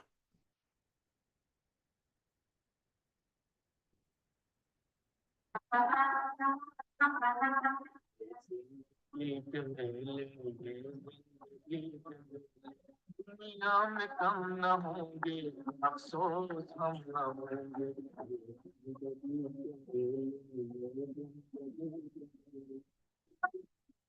I close it because I think we are running short of time, but anyway.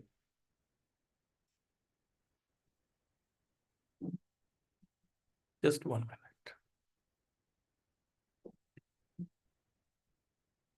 दुनिया जिसे कहते हैं जादू का खिलौना है, जो मिल गया वो मिट्टी और जो ना मिला वो सोना. That's our mindset.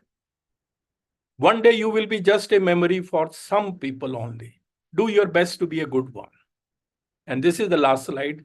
जिंदगी के रंगमंच पर अपना किरदार इतनी शिद्दत से निभाएं कि पर्दा गिरने के बाद भी तालियां बजती रहें.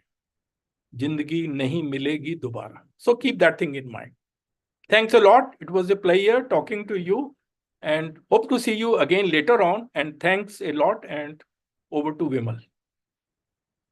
Thank you so much, sir, for this refreshing and motivational talk to all of us. And I think not only professionally, but you have guided us on the personal front as well. So I think this is something remarkable. And I think Professor Vedprakash sir has also joined. Can I request my team to make sir as co-host? And please, we don't have time to take any question, but we'll have more sessions by Professor Bakshi sir. So then you can take your queries with him. And now, let me welcome Professor Vedprakash sir also. Good morning, sir, and welcome, please. Good morning. Good morning. Good evening to all of you. Yeah, sorry. Yeah. Good morning to you, and welcome again, sir, in this next batch of NEP orientation and sensitization program. And before, sir, I go to slideshow, maybe I'll request Professor Bakshi sir also to welcome, sir. Welcome, sir. Welcome, Professor Thank you. Thank you, Professor Bakshi. From here, I will say good evening, but there it is good morning for you. Yeah, it's good morning. Yeah. Good morning for you, and thanks a lot for sparing time to be a part of this program. And I am very sure that the participants are very eagerly looking forward to your talk. Learn from your vast experience in higher education in India. And I personally feel there would not be anybody who is so well experienced in all these areas of higher education as is Professor Vedprakash. So welcome, sir, to this center and to this program. And now the stage is all yours, and to Vimal. Thank you, sir. And thank you, let me just do some formalities. So the next session we are going to have in this NEP orientation and sensitization program is on module 4, that is NEP overview and higher education and society part 2. And this will be delivered by Professor Vedprakash sir. He is a mentor in our center and former chairman, University Grants Commission, Delhi. Although he is a famous personality and not only at national and international level as well. But still, I will like to introduce him very briefly. Professor Vedprakash sir is a distinguished name in Indian academia and has the unique distinction of spearheading the University Grants Commission, which is the apex regulator of higher education in India, as its chairman, vice chairman, and secretary. Under his stewardship, UGC has made significant strides in the areas of curricular reforms, internationalization, basic scientific research, skill education, gender and social equity in higher education, to name a few. He has to his credit the transformation of National Institute of Educational Planning and Administration, that is NEPA, into a university, where he served as its founder, vice chancellor. In his stellar career of more than 45 years, he made seminal contribution as advisor education in the Planning Commission of India, chairman of National Council for Teacher Education, professor and head of Department of this is Educational Measurement and Assessment, NCRT, Joint Director, Staff Selection Commission, Government of India. A US Fulbright scholar, Professor Vedprakash sir, has been a visiting faculty at University of Windsor, Canada, a guest faculty at HIID, Harvard University, consultant to the World Bank. He has the distinction of being an interlocutor under the prestigious US International Visitors Leadership Program. He has the honor of serving as a member of the jury for a notable UNESCO APID Venue Award for Educational Innovation for 10 long years. He represented India in numerous bilateral and multilateral forums in about 30 foreign countries. He has published extensively on a wide spectrum of areas concerning school education, higher education, and educational planning and administration. And no doubt that he has been conferred with so many coveted awards and honors for his contribution in the field of education. And I'll also like to share his about him that it's not only these positions that you can see. I think 3 times positions he was offered, which he had declined. And what I'm just sharing is the positions which he had really served. And he's a personality, is not only into higher education, but look at the NCRT journey. So he has a grip of school education as well as higher education. So with these words, I'll request Professor Vedprakash sir to be delivering this session. And I assume that he will be first looking at the global aspects and trying to connect it with the NEP. So that is something that from Indian perspective, we should know that why the NEP is important at global level, what are the challenges and what are the realities at the global level, and then how we have to be taking it further so that we can have a very fruitful and positive implementation of the national education policy. So welcome once again. Very good evening to all the participants who have joined this program from different places. I would earnestly request Professor Bakshi to ask Vimal to refrain from giving such a long introduction, actually. It looks very embarrassing. We keep asking her, but she has her own ways. So this is a motivation to all the younger colleagues that it's okay, we can but try to follow it your looks very embarrassing, actually.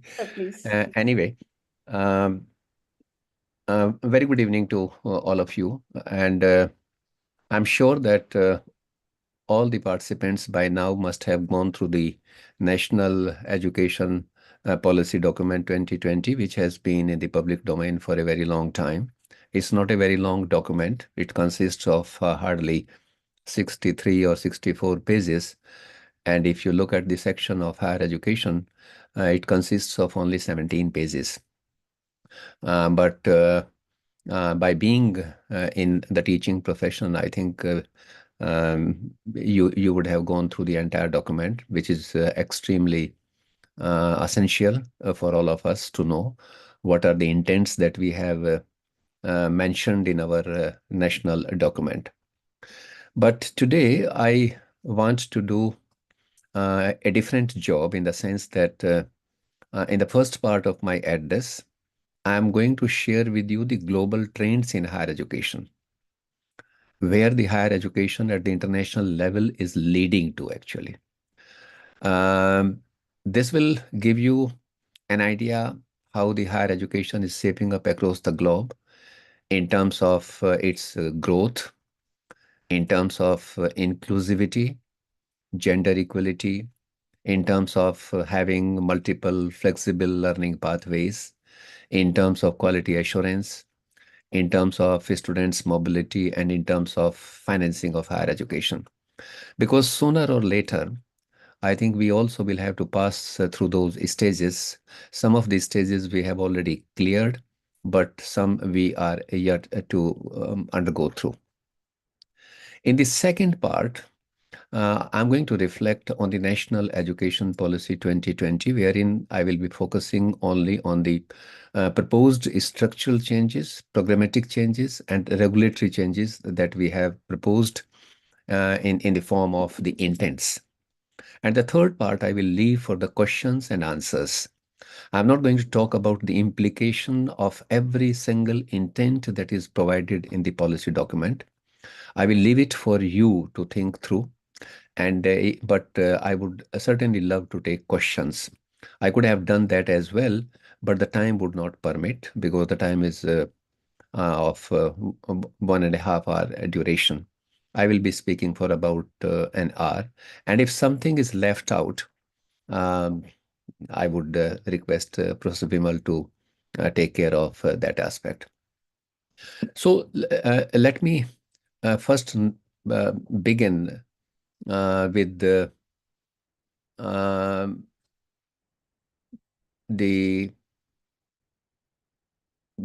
some global data actually, which I have called out from the UNESCO report, which has come out very recently. One of the things before that, one of the things that I would like to share with you that higher education has not been universalized in any part of the world, though you would find varying gross enrollment ratio in higher education. There are countries in this on this planet wherein the gross enrollment ratio to higher education is as high as 80%, 82%, 83%. If you look at the Scandinavian countries, if you look at some countries in Europe, and if you look at the United States of America, there are also countries wherein the gross enrollment ratio in higher education is abysmally poor. But higher education, actually, there is a Declaration of Human Rights which states that higher education shall be equally accessible to all on the basis of merit, which means that merit has to be of paramount significance. So there is no question of universalization of higher education. And that also gives us a signal that we should not be mad after the gross enrollment ratio. Higher education without quality, without standards, is of no consequences. The past decade has seen actually a significant growth in enrollment. Of course, I mean, millions of students or children around the world are not having access to higher education, but enrollment in general has increased in all groups, of course, with a different rates. The worldwide gross enrollment ratio in higher education has increased from 19% to 40% in the last 2 decades. In India also, you would have seen that we have the gross enrollment ratio of about 27% as of now, according to the latest survey that the Ministry of Education has brought out. The total enrollment in higher education in the world is about 235 million as of 2020, actually. That is the latest figure available from the UNESCO, which means that 23.5 crore children are enrolled in higher education across the globe. But the biggest increase has taken place in the last 2 decades. I mean, it was only during the pandemic time that there was a dip, there was a declining in enrollment. And about a third of enrollment worldwide is estimated in private higher educational institutions and two-thirds in public institutions. So though the number of private institutions has increased exponentially in the recent past in places like India and some Asian countries, but majority of the children are still enrolled in public institutions. I mean, which I mean institutions which are supported either by the provincial governments or by the federal governments. India has more than 54,000 higher educational institutions. Of them, 1,113 are degree awarding institutions, which we call central universities, state universities, state private universities, institutions of national importance, and colleges. Sorry, 43,000 are colleges. And we also have a third category, which we call stand-alone institutions, which are offering the post-secondary diplomas. So the total number of higher educational institutions is around 54,000 in India. But if you look at the total number of higher educational institutions in the world, we have 88,000, little over 88,000 higher educational institutions. But we have added, I mean, India has added more than 23,000 institutions between 2006 and 2020, which is accounting, I mean, about 74% of the world growths in institution counts. There are gaps in enrollment rates in higher education between the richest and the poorest countries. And that variation is to the extent of 60 percentage points. Inequalities by income level entail gaps not only in enrollment rates, but in types of higher education institutions abroad. Children who come from the marginalized sections of the society or from not so affluent families, majority of them are enrolled in programs which are not market-oriented programs. The participation of girls in disciplines like STEM is lower, much lower than the participation rates of boys. So you would find that there are inequalities all over the world insofar as the participation rates of the children in higher educational institution is concerned and the quality of higher educational institution is concerned.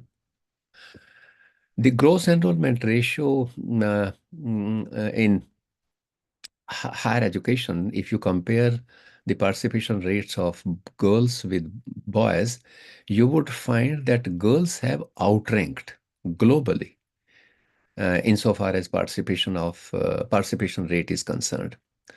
It concerns the quality of learning experiences, the completion of qualifications, and participations in the labor market. More than half of graduates in 2019 were female, but if you look at the participation rates of girls in STEM subjects, which is around 41%. So if you look at the children with the physical disabilities, their participation rate is also abysmally lower than their counterparts.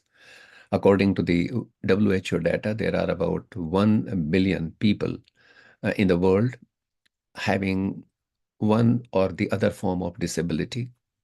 And persons with disability aged 25 and above who have completed higher education is half as low as those without disabilities.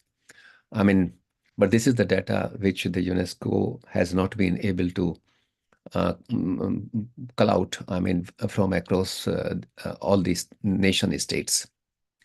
The quality in higher education according to UNESCO, it is a multi-dimensional, multi-level, and dynamic concept, and that relates to the contextual settings of an educational model, to the institutional mission and objectives, as well as to specific standards within a given system.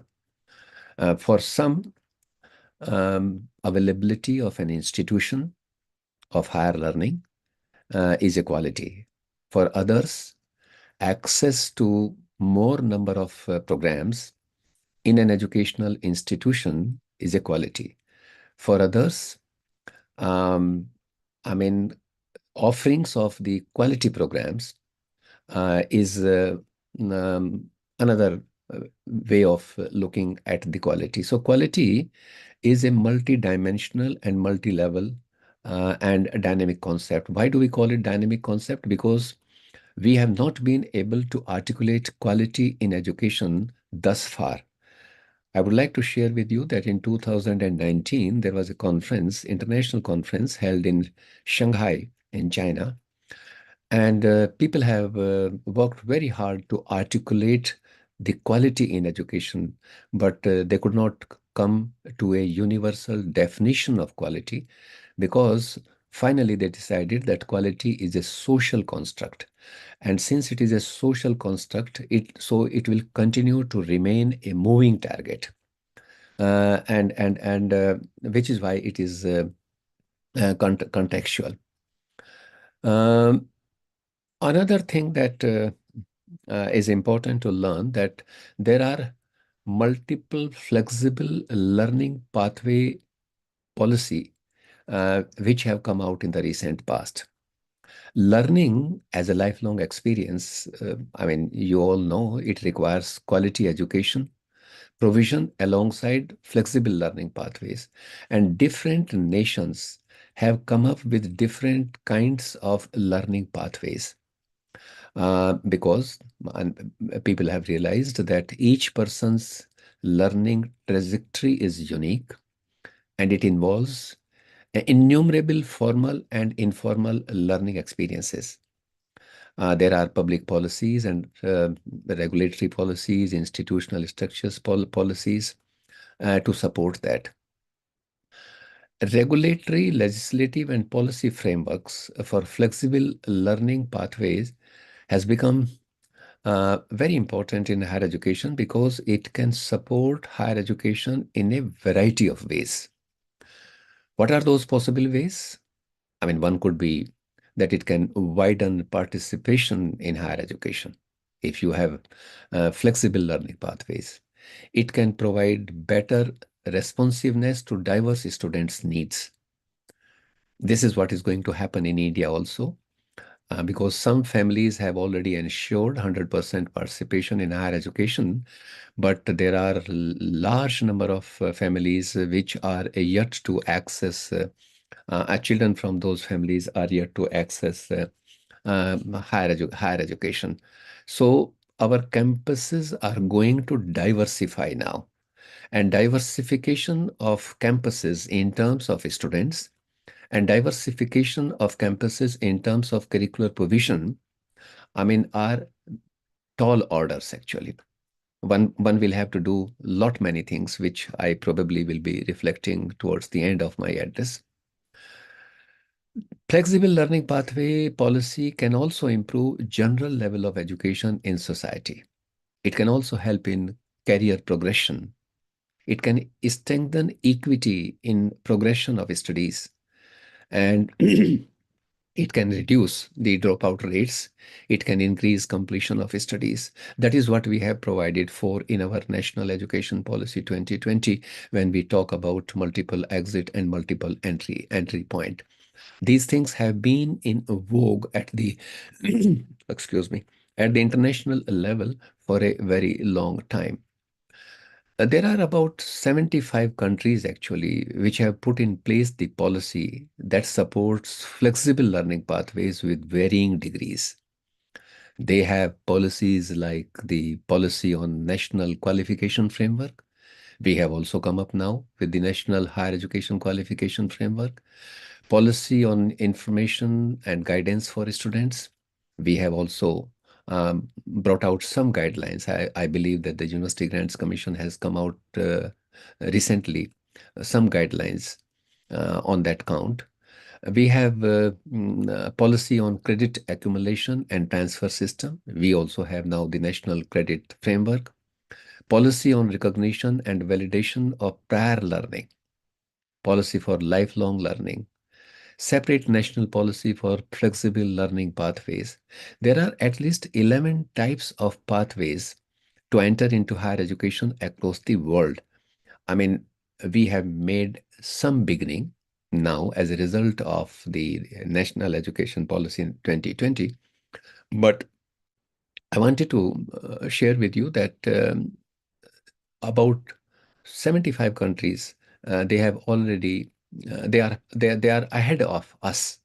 Now we have made a beginning, and I hope that we will also match with their learning pathways.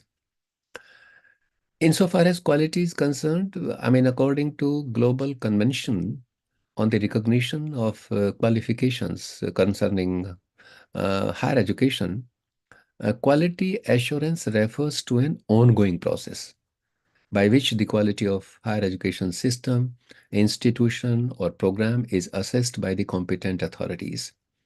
We have our own systems. We put up a system in 1994 in the name of National Assessment and Accreditation Council. It has undergone several changes since its inception in 1994. Now we have a system which we call the cumulative grade point average insofar as the institutional assessment and accreditation is concerned.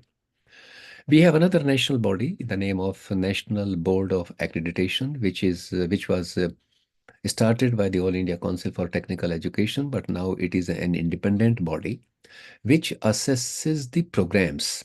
It doesn't do the institutional accreditation, it does program accreditation. That is the difference between NAC and NBA. For quality assurance, we have also established the internal quality assurance cell in each institution. University Grants Commission started supporting this program long time ago. They were getting financial assistance. I do not know what is the present procedure. But we have IQAC in all our institutions or in most of the institutions. Apart from this, we have also come up with our own ranking system, which is National Institutional Ranking Framework, NIRF, which we had started in 2015. I think the first ranking was done in 2016, and that ranking system is different. I mean, we have different categories of institutions insofar as NIRF is concerned. I was looking into the number of the quality assurance bodies. Sometimes you might come across that some institutions, even in India, are portraying that they are accredited not only by the national institutions, the national resource institutions, but also by the international accrediting agencies. So I found out that there are more than 300 quality assurance bodies which are operating worldwide. They have developed processes to validate their own work, including by third-party assessment. Several countries have one or more national and multiple regional, professional, and subject-specific quality assurance bodies. And if you see that in NEP 2020, if you look into the regulatory provisions, we will have Higher Education Commission of India with 4 verticals. Of them, one vertical is going to be the National Accrediting Council. This is going to be a meta accrediting body which will be issuing licenses to the regional accrediting agencies. And why we have done it? We have done it because we have large number of institutions, and NAC alone or NBA alone they are not able to cover all the institutions. So we need multiple agencies, and which is why we have come up with that intent that we will have a meta accrediting agency in the name of NAC, National Accrediting Council, which will be a statutory council. We also have the qualification frameworks, which represents a comprehensive policy framework defining all nationally recognized qualification in higher education in terms of workload level, quality, learning outcomes, and profiles. We did not have national higher education qualification framework for a very long time, and we used to cut a sorry figure in international forums when the people would ask us that what is your qualification framework. I'm happy to share with you, and you must also be happy that now we have National Higher Education Qualification Framework in place, which will help our students insofar as the recognition of qualifications would be concerned.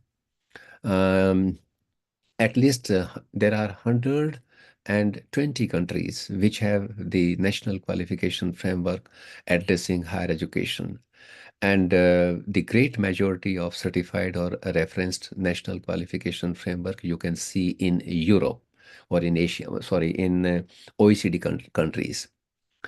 The purpose of the qualification framework is to facilitate curriculum development and design of study programs, students and graduate mobility, and recognition of periods of study and credentials. The several countries have one or more qualification frameworks. I have already shared that with you. If you look at the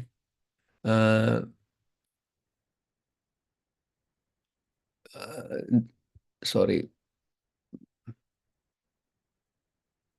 I was talking about the financing position, actually. I wanted to say that. But before that, let me also share with you that the mobility of students across the institutions is increasing now. It has not been like it used to be in earlier times, during our times. The mobility of students was very, very limited, but now the mobility has increased even in our own country. But if you look at the international mobility of the students, that has increased exponentially. The number of international mobile students has tripled between 2000 and 2020, from 2 million to 6 million actually. Internationally mobile students share a total world enrollment of about 2.6%. And as the enrollment in higher education has doubled in the past 20 years globally, and the number and diversity of providers continue to grow, adequate financing has become all the more important for ensuring equality and affordability in higher education. One can see top 9 trends actually out of, if you dispassionately analyze the international trends. One is about the diversity in higher education in terms of students and faculty. You can see the international faculty even in some Indian private institutions now. Another trend which is increasing is about the increase in the non-traditional students. Traditional students are usually considered to be in the age cohort of 18 to 23 or 18 to 24, but you have now the non-traditional students which are beyond the age of 24. They are coming back to the campuses for the purposes of upskilling and reskilling themselves. The another trend which is emerging very fast is the artificial intelligence for learning. All of you are making use of the artificial intelligence insofar as the GPS is concerned. You don't have to remember anything now. You just turn off your smartphone, and that will show you the way wherever you want to go. But artificial intelligence is not confined only unto that. Artificial intelligence is used in a big way, in a variety of ways, actually, which is um, impacting the availability of jobs in the job market, actually. Um, Big companies, big business houses, they are making use of artificial intelligence, and they are laying off people. I mean, that is one of the impacts of the artificial intelligence. While we admire it on the one hand, but on the other hand, it is also impacting our lives. I was reading an article from a Nobel laureate on artificial intelligence, and he was of the opinion that in 10 years from hence, or 5 years from hence, what the country would require more, the empathy, kindness, and caring, and artificial intelligence would not be able to provide that.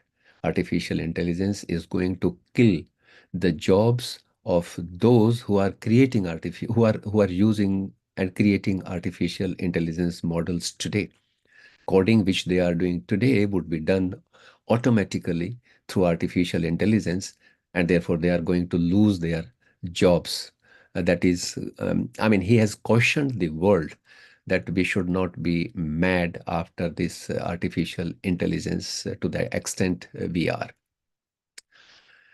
Another trend which is emerging at the international level is the bigger use of online learning. Online learning is becoming more prevalent, actually. And that is a warning signal for our institutions. Another one is the virtual reality for education. I mean, that will help you offer the exact sciences program through the online mode. Through virtual reality, you can do what you do manually or practically in the labs. Another trend is about the focus on closing the skill gaps, because um, newer jobs are arising in the world of work, and those jobs require different kinds of skills. So that is yet another trend. The another trend is the rise of MOOCs, massive open online courses. One can join these courses um, uh, for a variety of reasons. One need not have the minimum eligibility condition. Anybody can join from anywhere and upskill or reskill himself or herself. There's a growing need for alternate funding options because the cost of higher education is increasing in leaps and bounds. The role of technology in higher education is not only in equipping students with information, but also in bridging access to quality education. How are you going to use the technology? It all depends upon you. And one technology that brings an outsized potential to increase creativity, curiosity, and collaboration is the artificial intelligence. That is what is being argued these days. And universities and colleges are asked to leverage artificial intelligence to offload time-sensitive academic and administrative tasks, enhancing enrollment, improving IT processes, and boosting learning experiences. So universities should have a clear AI strategy in place. It appears to be very, very lucrative on the one hand.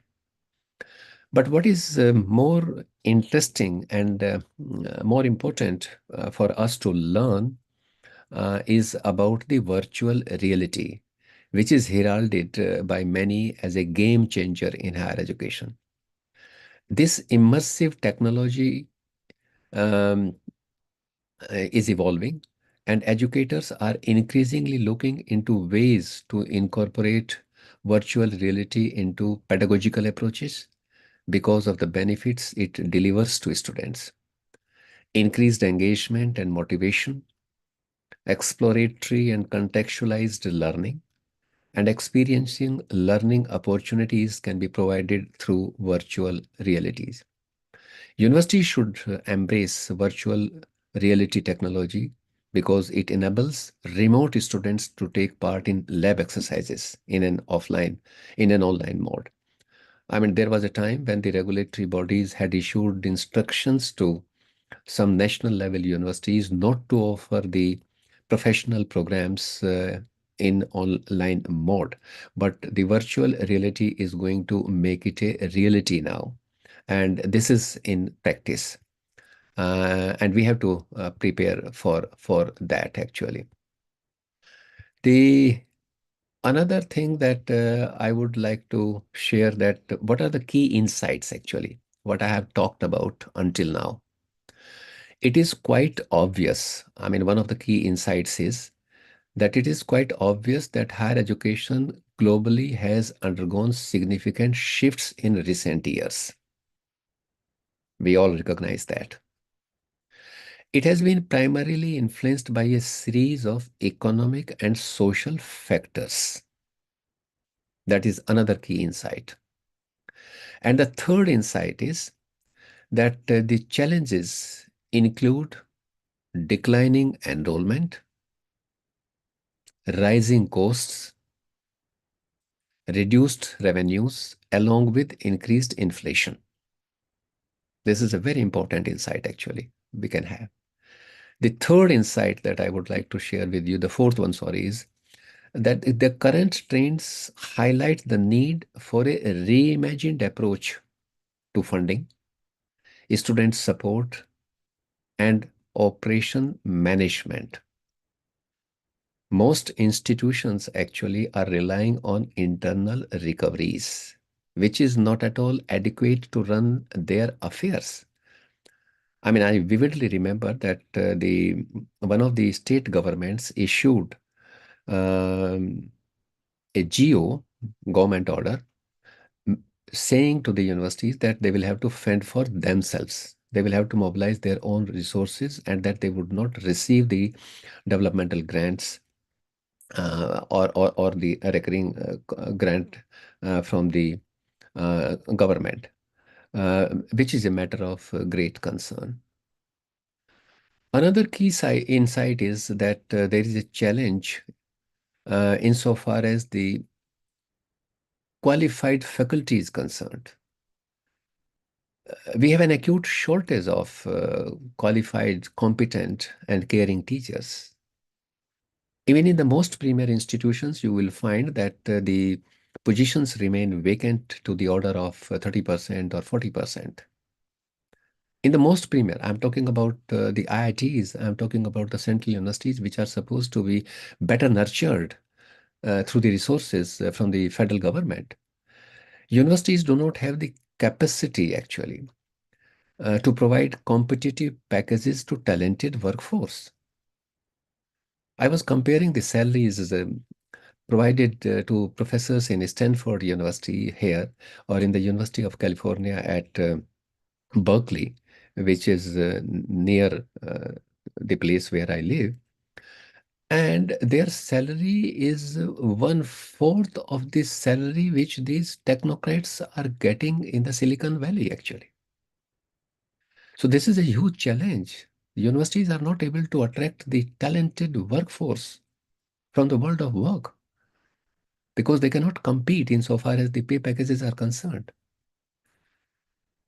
One can see fluctuating, another key insight is that one can see fluctuating trends in enrollment due to inverse relationship between enrollment and economic performance. When economy does well, I'm talking about the Western world actually, I'm not talking about our own country. But our country, if our economy grows well, our country will also pass through that same phase. And what is that? Key insight.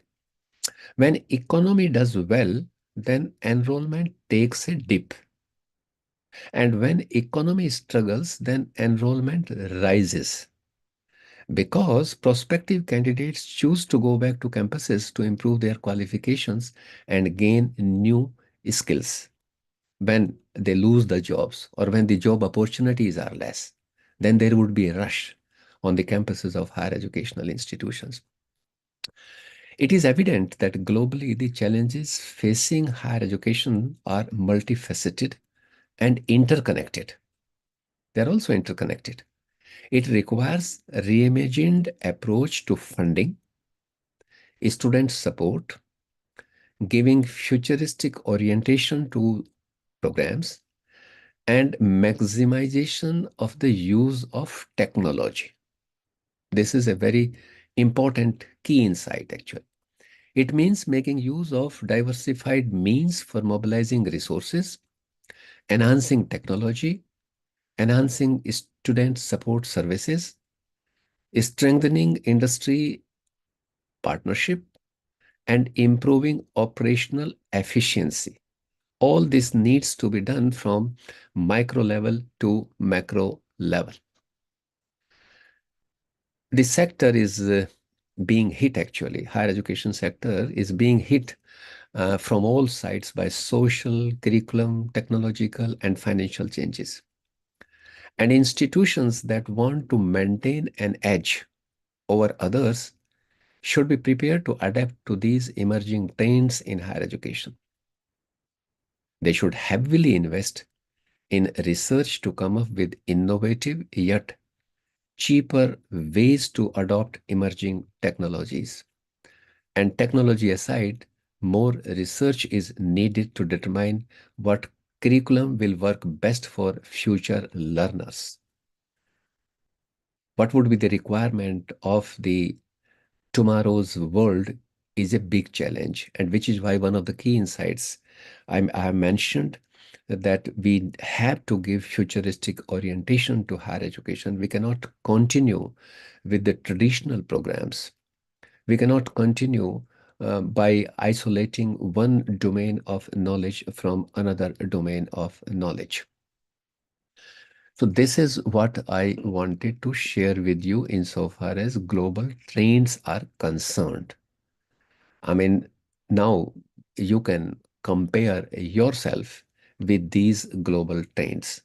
That I thought that instead of spending more time on the national education policies intents, I should share with you the global trends so that you can have an idea and you can know where do you stand vis-a-vis the global trends.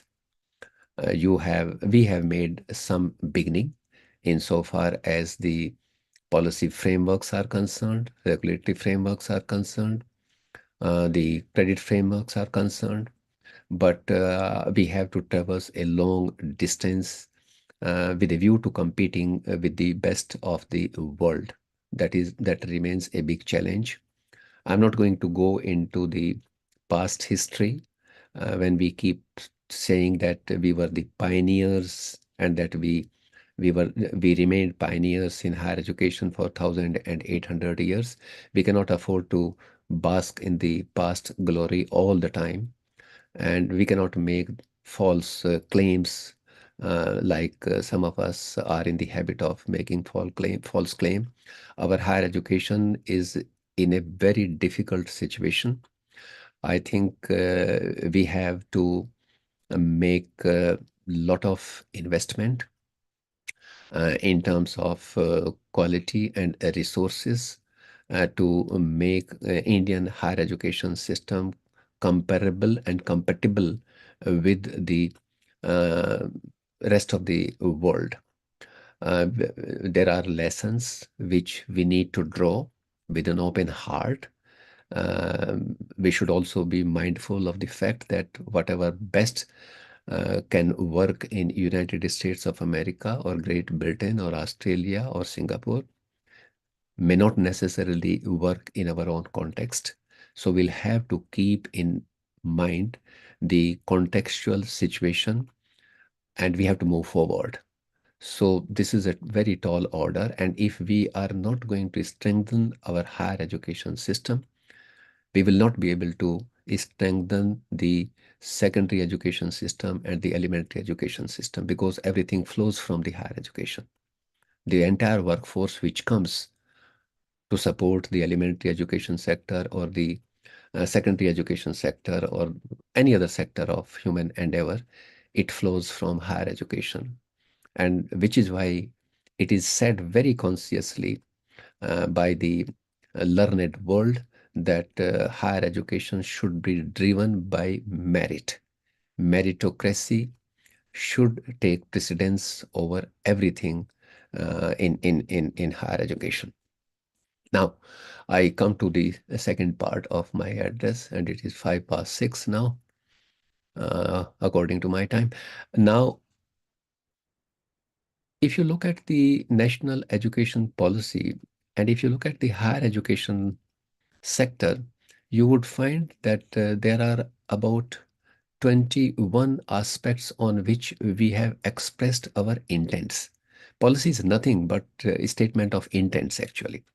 So there are 21 aspects on which we have expressed our intents, starting from the vision, structural changes to ODL and MOOCs and private financing, etc., etc. The policy is a deliberate system of principles to move forward, and it is an essential component for planned growth. It also helps us achieve rational outcome. It ensures consistency in our decision making. We have brought out this policy after a gap of 34 long years. The last policy was brought out in 1986, which was revised in 1992 in the form of Program of Action. It was necessitated because education, we realized, has undergone enormous amount of transformation due to national and international developments. But how well we have designed the policy will depend upon 5 things. Number 1 is how well we understand the national education policy. There is a document, but how well we understand it. And the second is how well we orient the policy implementers. Policy implementers are many, actually. They are not only the teachers. They are those who are working in the administrative setup. There are those who are our political executives.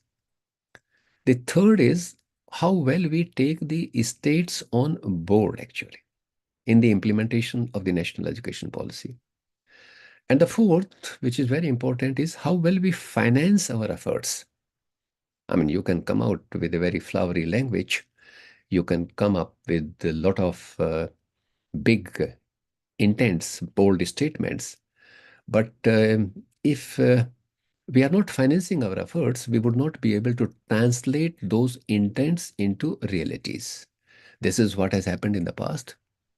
This is what is going to happen in the future as well.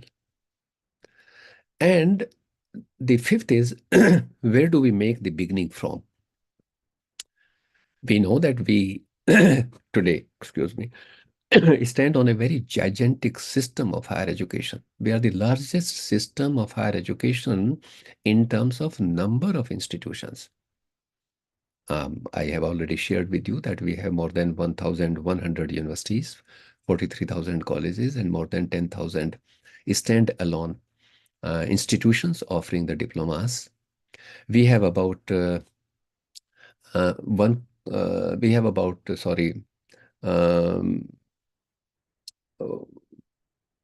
15 lakhs teachers engaged in the sector of higher education, and the total enrollment in higher education is about 4.2 crores. Now, We have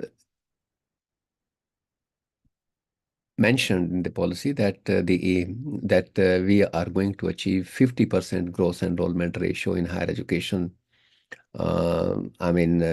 Within 2035, which means that we are going to double the enrollment in higher education. So we will have to enroll more than 8 crore children in the age cohort of 18 to 23 by 2035. We have reached this stage in the last more than 75 years. The gross enrollment ratio in higher education when we got independence was less than 1% actually. So in 75 years, we have reached the stage of 27%. And now we want to cover the remaining distance and touch the 50% mark in another 12 years time, which may be possible if we use multiple modes of delivery, the conventional mode, the open and distance learning mode, and the online mode of delivery. And if we follow, the flexible learning pathways, as I had talked about, if we make maximum use of the virtual reality and start offering professional programs through online mode. But it is a tall order. I would like to share a word of caution actually at this stage, and that is that when we make policy, what usually happens is that we charter our own path and we look up for the best practices around us. Nothing wrong in it, but we need to identify practices that seem to be workable in our own context. They may not always be the best. In a diverse country like ours, we shall have to look up for practices which are inclusive in nature. We'll have to take care of those who are not financially well off, but who are competent, who are meritorious, and who wish to access higher education. So it is the responsibility of the nation state, to support those kind of children. Let us see that I would want you, I'm sure that you would have already gone through the policy document, but we need to read every word of it and try to understand the implications of every statement of intent that the policy contains. What is the vision actually? In my opinion, the vision of higher education should be to expanding the frontiers of knowledge and widening the human base to enable youth to realize their fullest potential. In policy, what we have said is that the purpose of education is to develop good human being, capable of the rational thought and action, possessing compassion and empathy. We talk about promoting flexibility and equity, transforming India sustainably into an equitable and vibrant knowledge society by providing access to high quality education to all.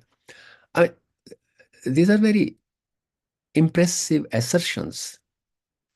But what are the implications of these impressive assertions? That is what is more important. We have talked about moving towards multidisciplinary institutions because it has its own significance. And we have said that all higher education institutions will plan to become multi-faculty by 2030. A large number of our institutions are already multi-faculty, but some of them which are not, they will have to transform themselves. We have also said that we will have only 3 sets of institutions. We will have research-intensive universities. What do we mean by that? Do we mean that they will focus more on research and less on teaching? We will have second category of institutions as teaching-intensive universities. What does it mean? Would they be doing both teaching as well as research, or would they focus more on teaching? And the third category of institutions, we have said that we will be having autonomous colleges with degree granting powers primarily focusing on undergraduate programs. They may evolve as a university. We have 43,000 colleges with varying standards. And unless we ensure parity of academic standards, what will happen to the children graduating from a college located in a far-flung area with negligible infrastructure and handful of faculty? How are you going to compare the proud product of such an institution with the proud product of an institution like, I do not want to name any college, but you already know it, that within the same university, you have colleges with varying standards. Some of them are truly outstanding, and some are miserably hopeless, actually.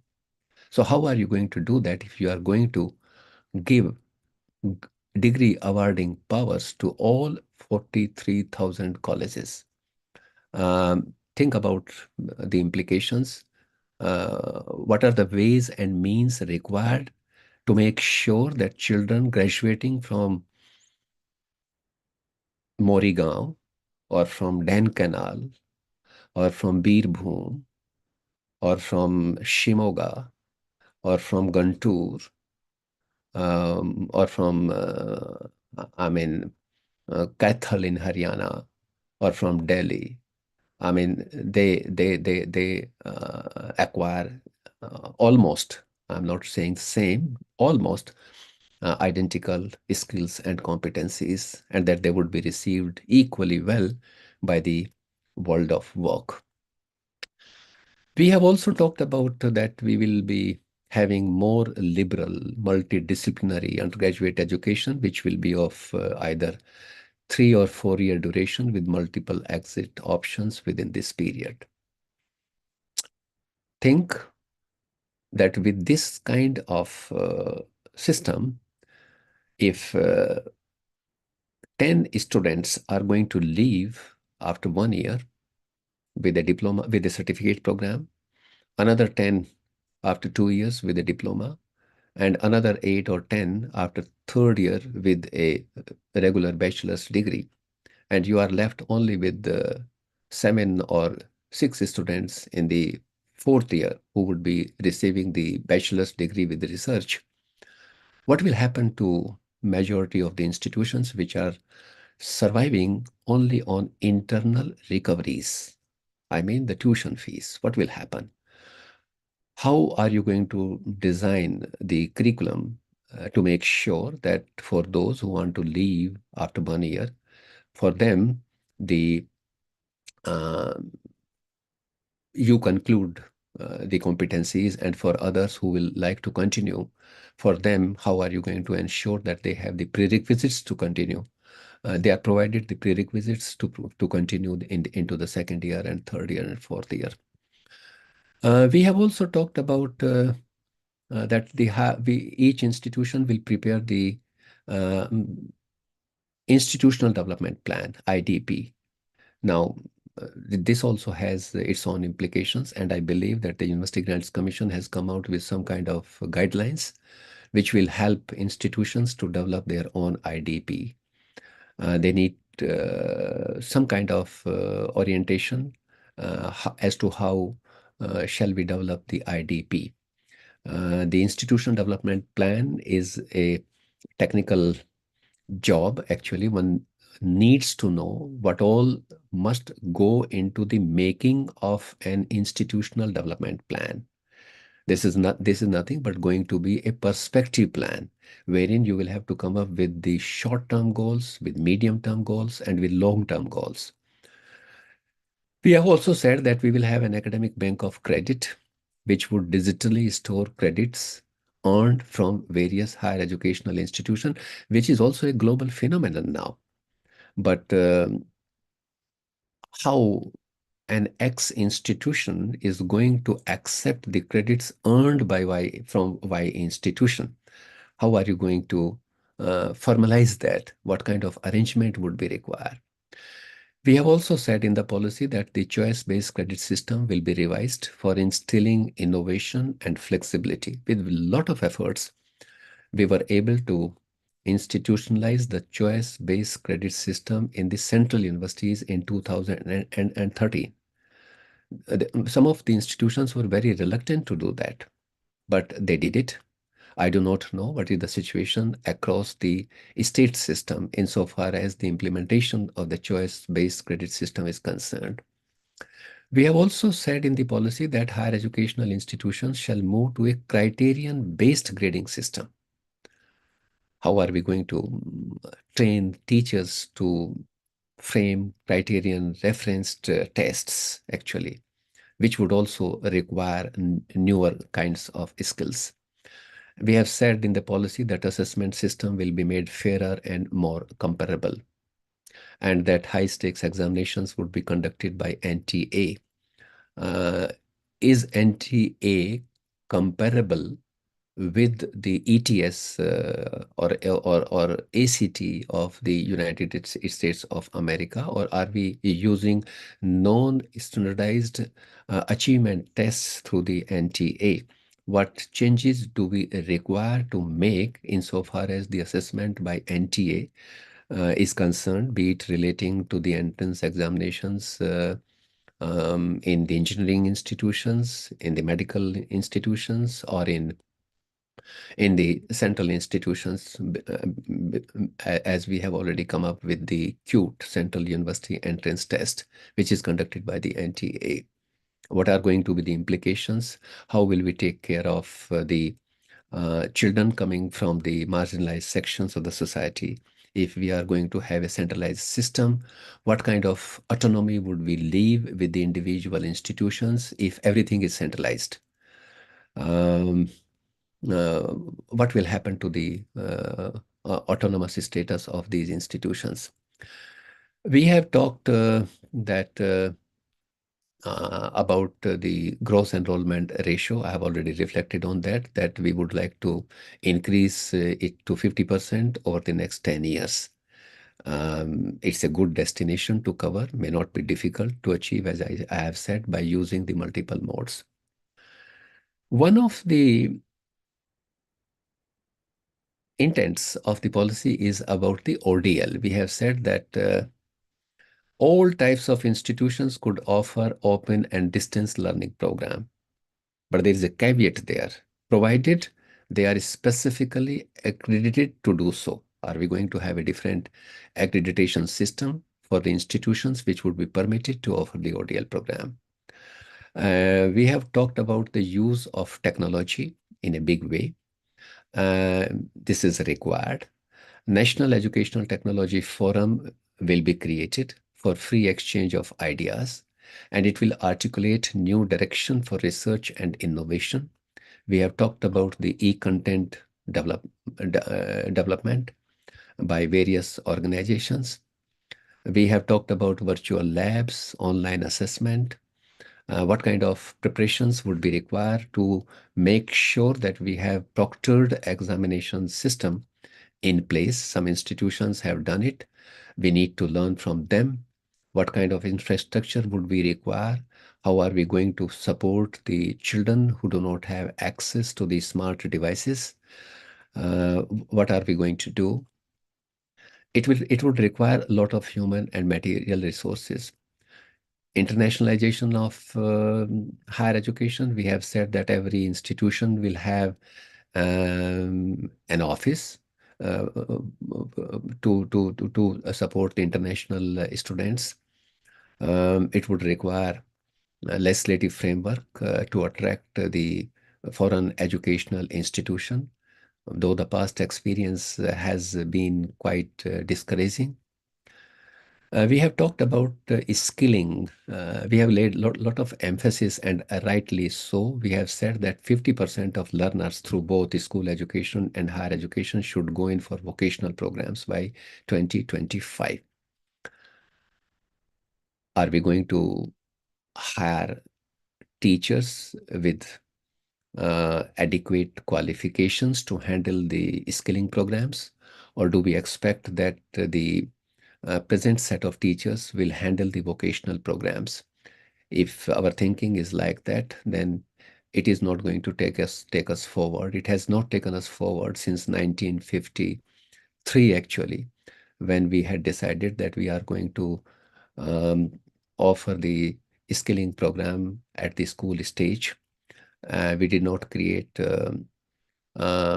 adequate facilities on the campuses of the institutions. We did not prepare teachers to handle those programs. But this is extremely essential, and now I hope that with the new ministry, we have a separate ministry now. I hope that this will be taken care of. The another important thing that I would like to reflect upon is that we have said that we would like to integrate values and ethics in higher education. Until now, we have been thinking, most of us actually, not all, that values can be integrated only in disciplines like humanities and social sciences and languages, and that values cannot be integrated in exact sciences and mathematics. That is a myth. I think we'll have to change our mindset, and we must identify such sports of learning in every domain of knowledge where values based on universal perception and values based on constitutional imperatives could be integrated. That can be done. I can cite some examples, but I think I'm running late. Similarly, ethics and values and ethics are interchangeable, but they are distinctly different. We must understand that values are personal. Ethics are not personal, actually. Ethics are related to profession. You cannot compromise on ethics, actually, at all. One can compromise on values to some extent, depending upon the situation one is facing. We have devoted some part of the higher education on teacher education, and we have said that a 4-year integrated teacher training program will be the minimum eligibility to enter into the teaching profession. But in the same paragraph, we have said that we will continue the 2-year teaching program for those who have already obtained bachelor's degree. We have also said that the 1-year teaching program will also continue for those who have completed the master's degree in a specialty.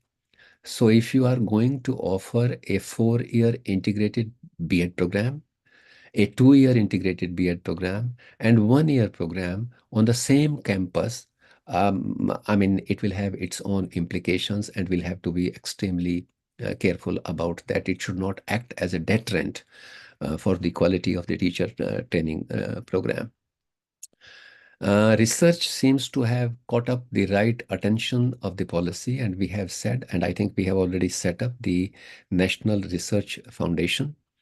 But we are spending very little on research and development in our country. We are spending only 0.65% of our GDP on research, whereas there are countries who are spending as high as 3% of their GDP, or 4 or 5%, like countries like Israel, which is spending, I think, somewhere between 4 to 5% of its GDP on research and development. United States of America, which has such a large GDP, actually, they are spending 2.85% of their GDP on research and development, and which is why they are way ahead, way above than the rest of the world. I think we'll have to think about it.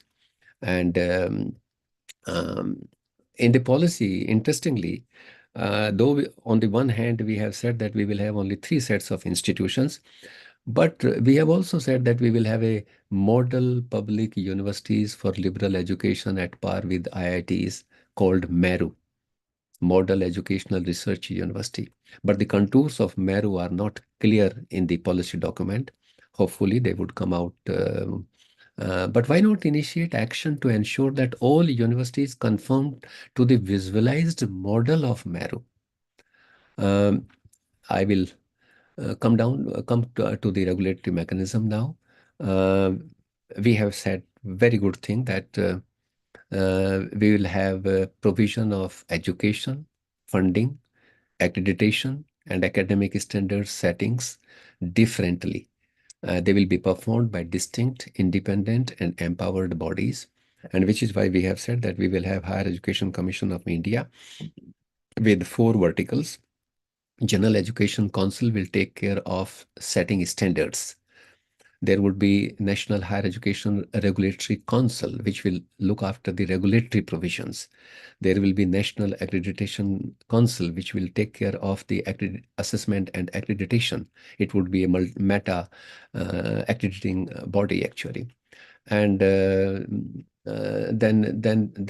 there would be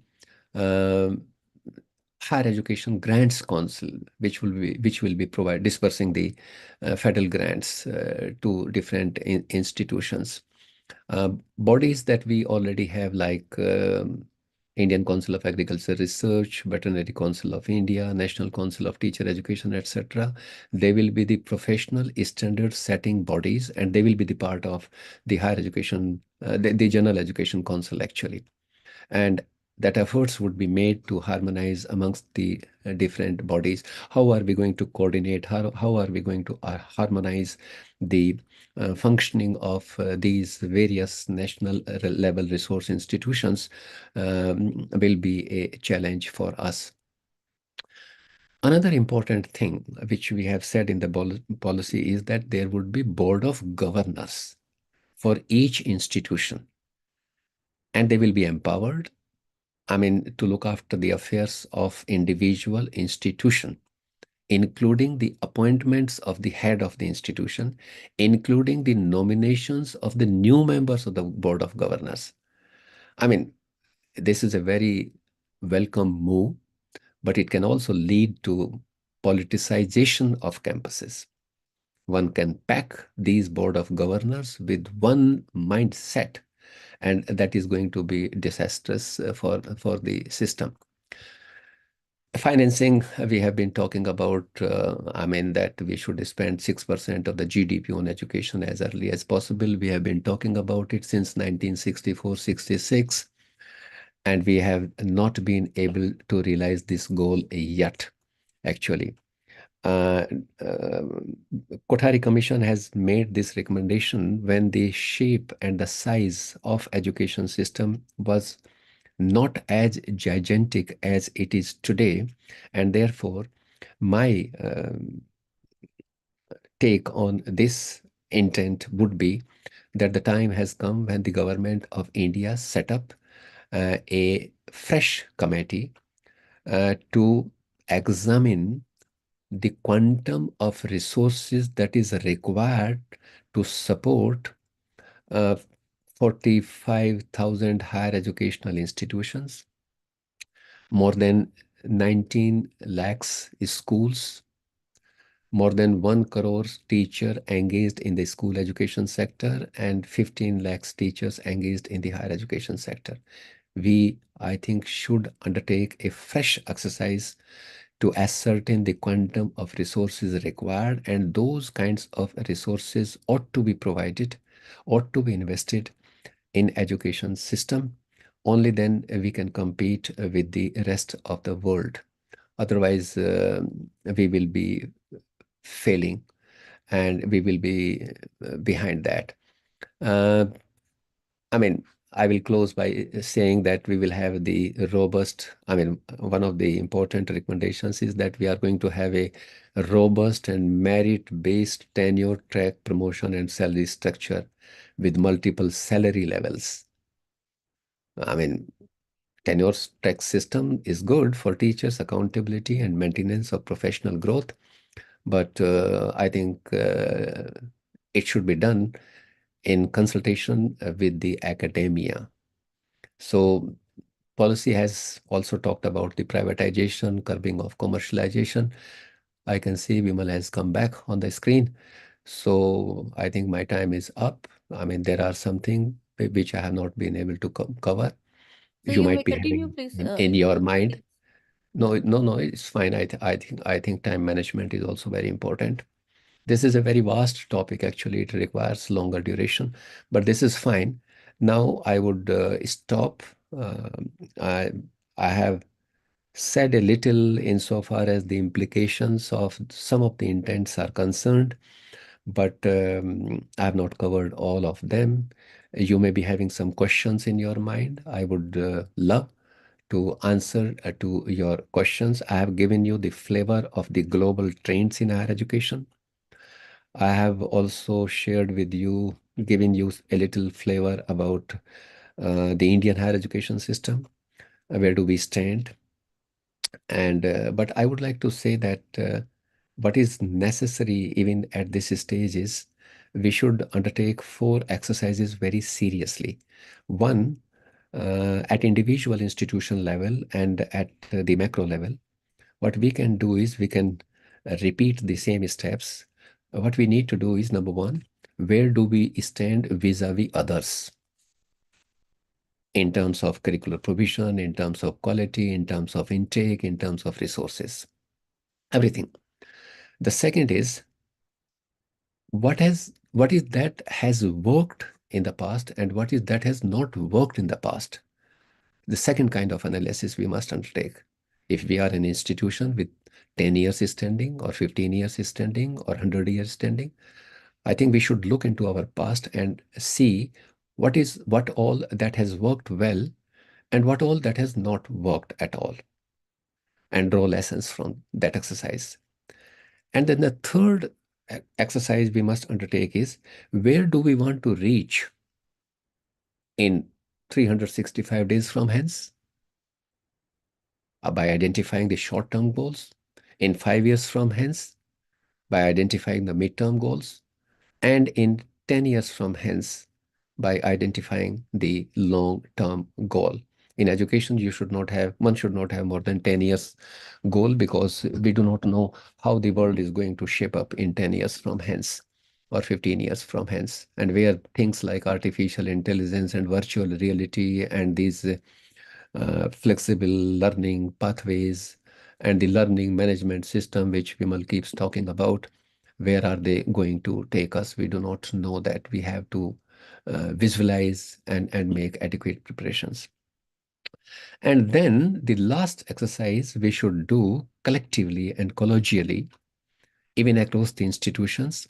What should be the guiding principles when you wish to move forward to realize your short-term goals, to realize your medium-term goals, and to realize your long-term goals? I think that should be done by individual institution. And I will close, by making the last observation to all of you as the illustrious member of the higher education academia. You should also identify your role in your institution, at your state level, and at the national level. What kind of role can you play at the national level or at the state level or at your institutional level? I'll give you the example of this girl, Professor Bimal. She has identified a role, insofar as the teacher orientation is concerned. And it is by her sheer hard work that she has been able to bring her college at the national map, actually. There are very few colleges, I believe, which have been recognized by the Ministry of Education and the University Grants Commission to give the kind of responsibility which she has received. This is quite commendable. So each one of you can make your visibility by way of contributing in the implementation of the national education policy in one way or the other. It all depends upon you, how far you wish to stretch yourself beyond comfort zones, and how significantly you wish to contribute and make an impression. Insofar as the implementation of the national education policy is concerned. You can do a great deal. You can write articles insofar as the implications of every single intent of the policy is concerned. for which you have to be very, very imaginative and creative. You can do it, you can take it as a challenge, and it will broaden your way of thinking, and it will help you individually as a scholar. I think with this, I will stop now, and I will take questions if there are any. So over to Professor Bimal and Thank you. Thank you so much, Babita. sir, for this enlightening session. And not only you have compared the global sender UNESCO report and our NEP, I think rightly said that we also have to be looking out at implications and then implementation strategies also.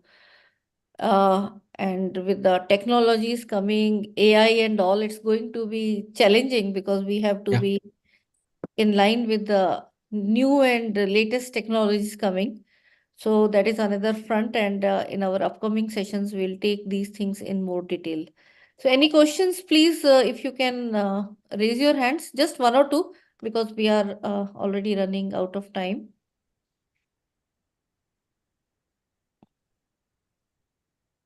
Anyone would like to ask questions?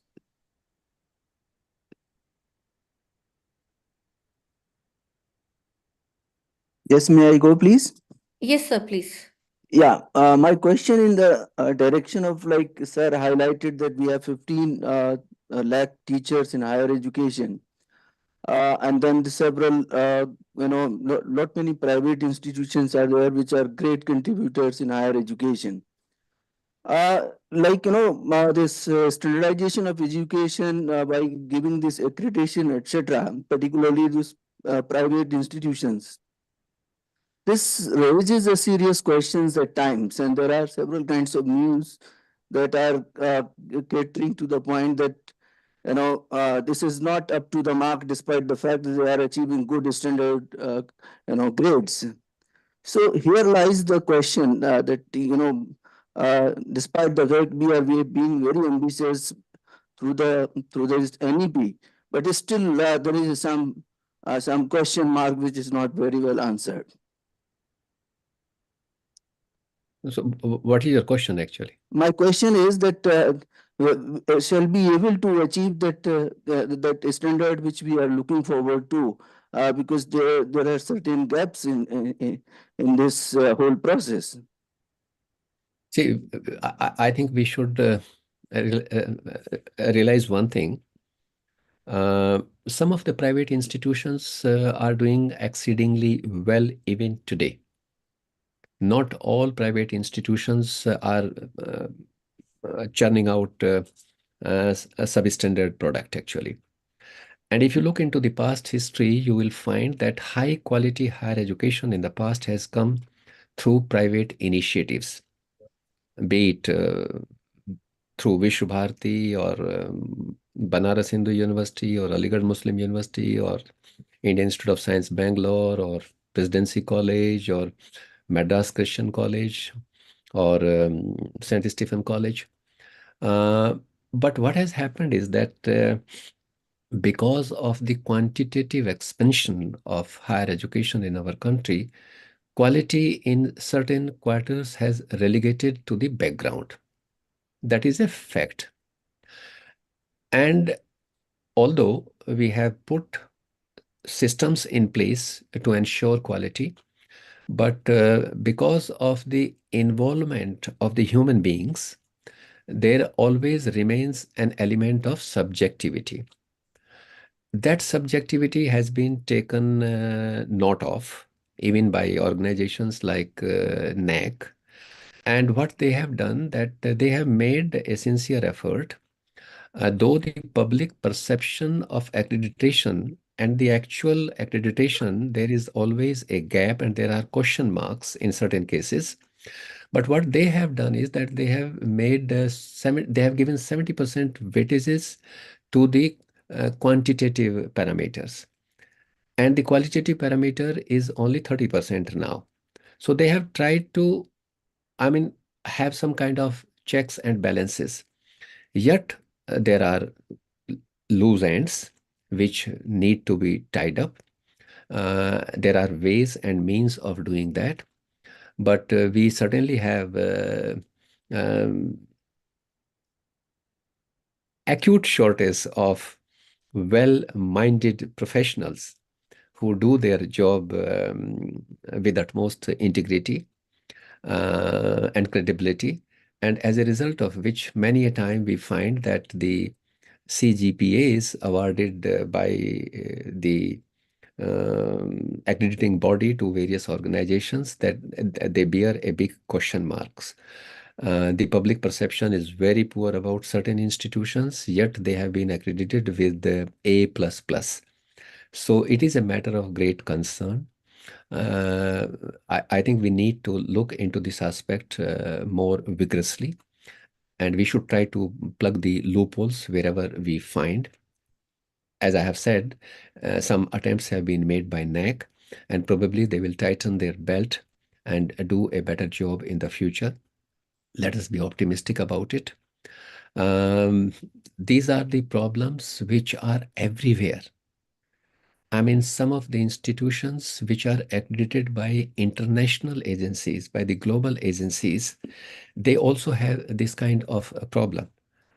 And in an educational situation where you are going to involve a large number of assessors, these problems remain, but we should not lose heart, or we should not give up to such forces. I think we should try to strengthen our system more. We should organize orientation programs in a more rigorous manner for those who are on the panel of assessment and accreditation. That is one of the ways. We must receive feedback from the accredited institutions, how these assessors have behaved when they descended on the campuses of these institutions, and that feedback must be used for the purposes of updating the panel of experts in these accrediting agencies. That is the way forward, actually. So let us be optimistic, and let us hope that things will improve. Thank you so much, sir, for your. But in a large system, these are the inevitabilities, actually. These things are there. They have been there, and they will continue to be there in an educational situation. In an educational situation, you cannot expect that every teacher will be an ideal teacher, and that every student will be a dynamic learner. You will have, I mean, all kinds of people, and we'll have to put up with them. They are our own students, and they are our own teachers. But we must keep on sensitizing them. We must keep on telling them that what good they can do to the system, or what harm they can inflict on the system. Thank you, sir. Thank you very much.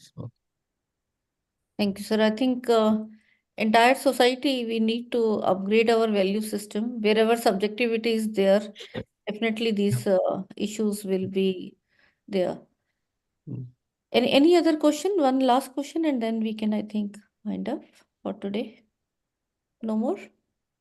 So I think we can take more questions when sir joins he will be having some more sessions in this program.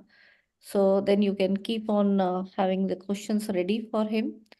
And with these words, I'll request Bhavita to please take it further and give a formal vote of thanks. Namaskar, sir. It's an honor for me to present vote of thanks to you, sir. In fact, I would say your understanding and your knowledge of the whole education system is unrivaled. You have taken us through every classroom of India, every school, every college, and matched it with the global standards. So that's what we have been going through in the last 1.5 hours. And I would say where currently everyone is dreaming of AI, you have shared another perspective that we should not be extremists in this also, that, dive deep into it and then you do not know how to come out of it. So somewhere we need to maintain balance. And that is what is the reality of the life, that we have to remember that everything is required in checks and balances. So this is first time I heard in for such a long time that AI also needs to be kept under checks and balances. So that's something, yes, I think, first time I heard it, and we'll try to keep in mind and try to share with our youngsters also that we need to keep things under control in that sense. And the, I would say the responsibility that you have given us by giving certain checks, and you have taken us to a place where we have to introspect ourselves and see that as an individual, what am I going to do vis-a-vis, say, currently now NEP is there in the process, and what is my role in it? So the job is endless. Of course, we have to see where we stand and what we can contribute in our own way. But yes, you have set the ball rolling, and we have to really now focus more importantly and introspect ourselves. So I can go on and on, because it is really very, I would say we are very fortunate to have speakers like you, which give us an overview and also a futuristic view of the whole education system, which is the lifeline of India, of course, of the whole world, but definitely of India, because we are such a large population. So as the question that one of the participants asked, you have beautifully given a very realistic reply to it. We cannot do away with such things. But yes, as much as we can, try, understand them, and try to do our bit in our best possible way. So I would once again express my gratefulness on behalf of GAD, on behalf of the organizing team, from each one of us. And we shall be looking forward to have more enlightening lectures from you in the coming days. Thank you once again, sir. Babita ji, you seem Yes, to sir. be a great motivator. You speak so well, and you have motivated me to share my personal experience with the fellow colleagues. If you permit me, Sir, That please, though it please. is not proper to speak once the concluding remarks are made by the Sir, please. organizer, but you have motivated me. Thank you, sir. Let me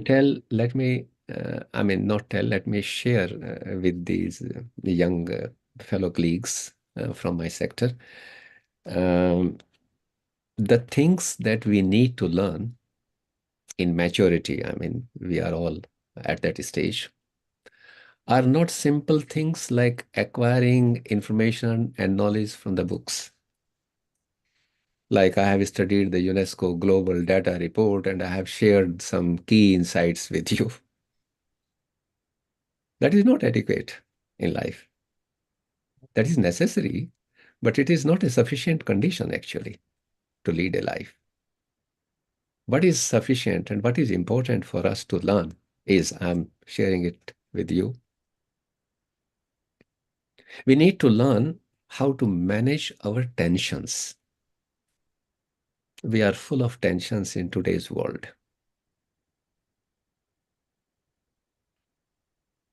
When bad things are happening around you, you get disturbed.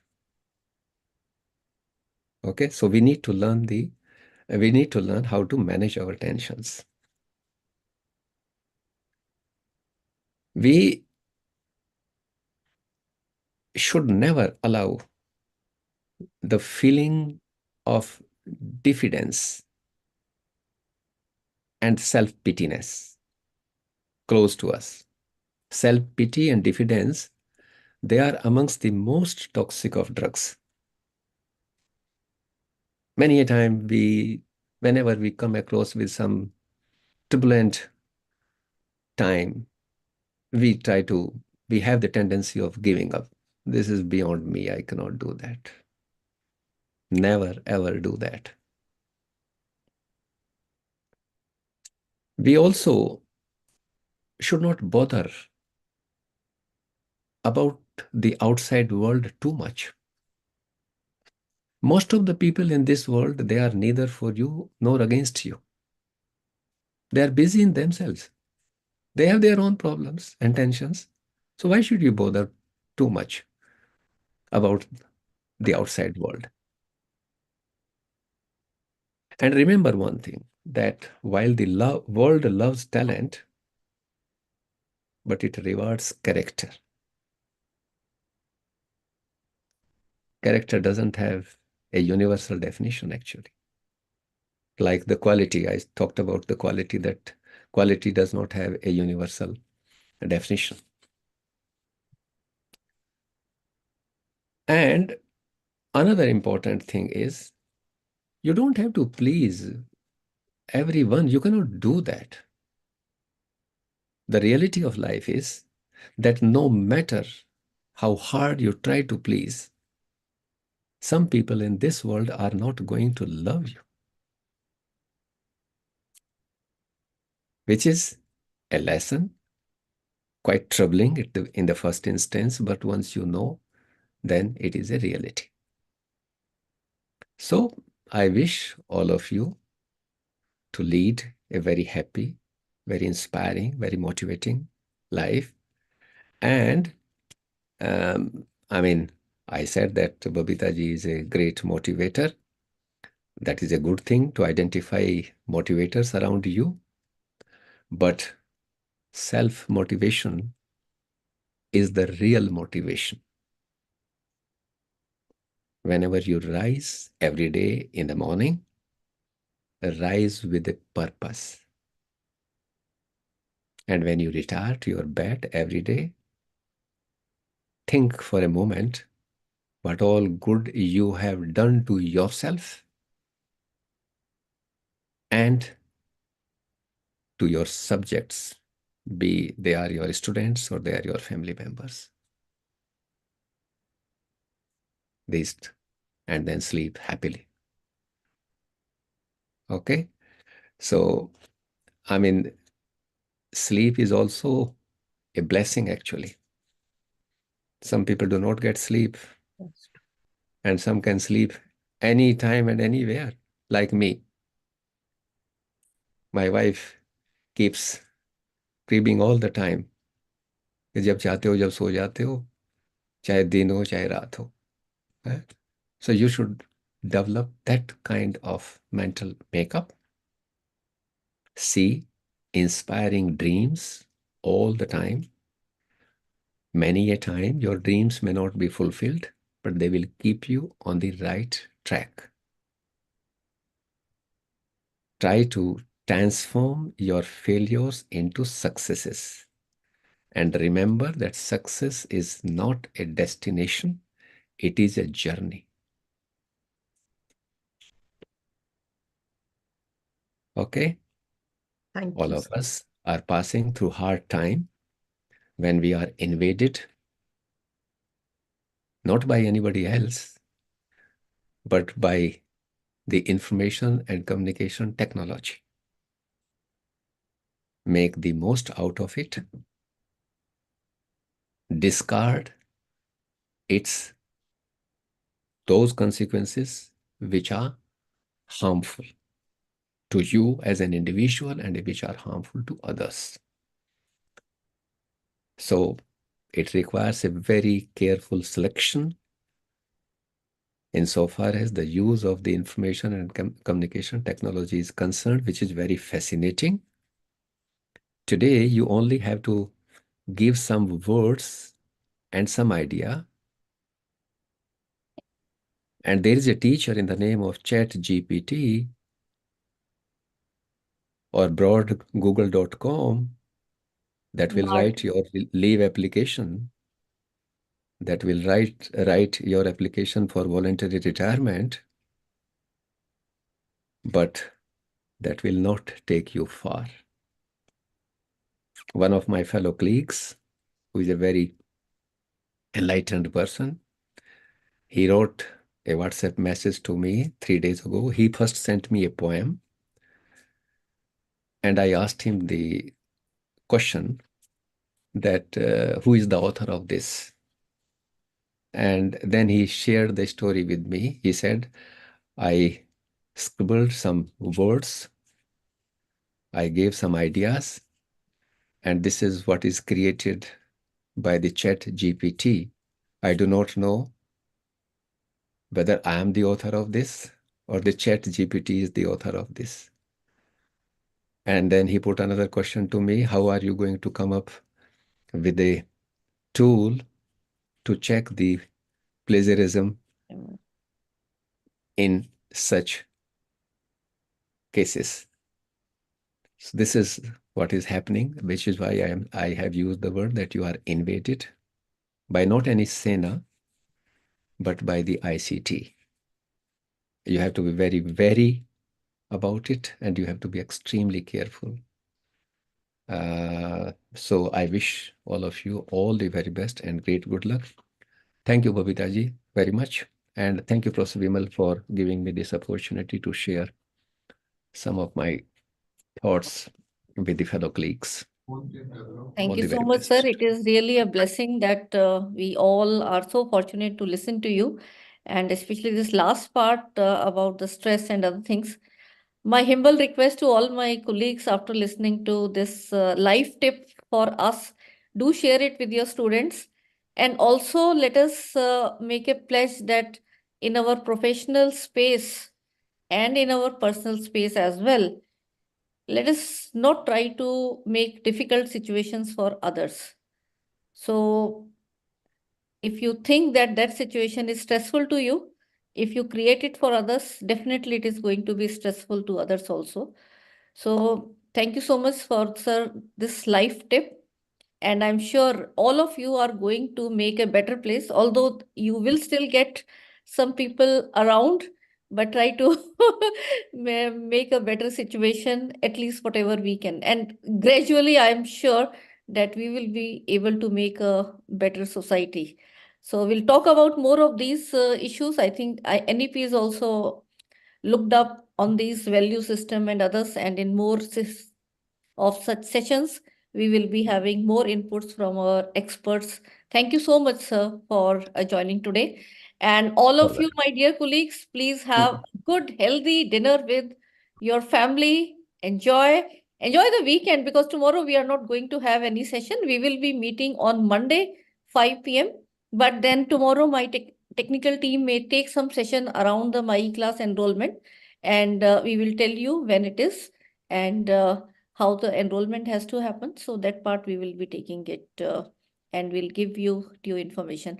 Thanks to all my team members, Babita and Sadita and all others. Once again, thank you, sir, and all my dear colleagues. Have a great evening. Good night, and see you on Monday. Thank you, everyone. They are not asking Have a, questions, so have a good day, sir. I'm not quite happy with that. You know? Yeah, next time, please, when Professor Vedprakash sir comes, sir, we'll give at least half an hour for the question answer. which gives me the feeling that they have listened my lecture very attentively and that they have understood everything. Everything, yes, so that's the case. Absolutely. But there is another side of it. That is not there.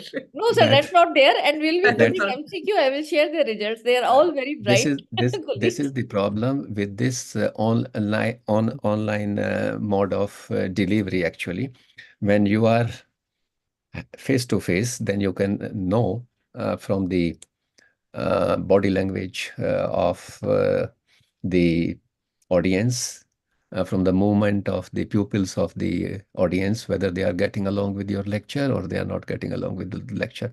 The greatest advantage of this IT is that you can be online and yet you are not online, like Vimal does.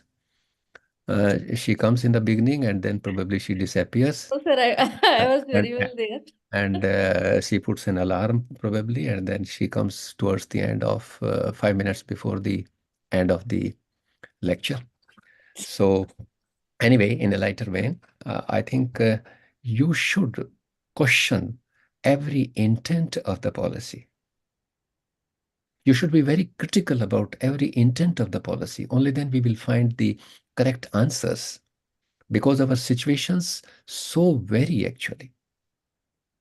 But the situation that we have in the northeastern part of our country is very different from that of the central part of our country or from the western part of our country. Each state is at a different stage of development. So we need to keep the context in mind. And which is why it is said that contextualization of education is of paramount significance. So you should be very, very critical about everything. You should see both the sides of an intent, the positive side and the negative side. And in education, you have that. You should not simply be listening, I mean, all the time. I mean, listening is also a great quality, but but you should ask questions actually. Otherwise, the speakers they don't get inspired actually, and certainly people like me, we want you to question. We want you to question our assertions actually, what we speak, whether we are speaking right or wrong. How do we know it? And read a lot actually. Read a lot. You have so much of literature available around you. Don't read only, I mean, molecular rearrangement, atomic structure, and bonding, and I mean, quadratic equation. I think you need to learn a great deal actually. So you should be a great reader. Okay, thank you very much. Okay, bye-bye. Thank you. Thank you so much, sir. Have a good day. And all of you, good night and namaskar. Good night. Namaskar.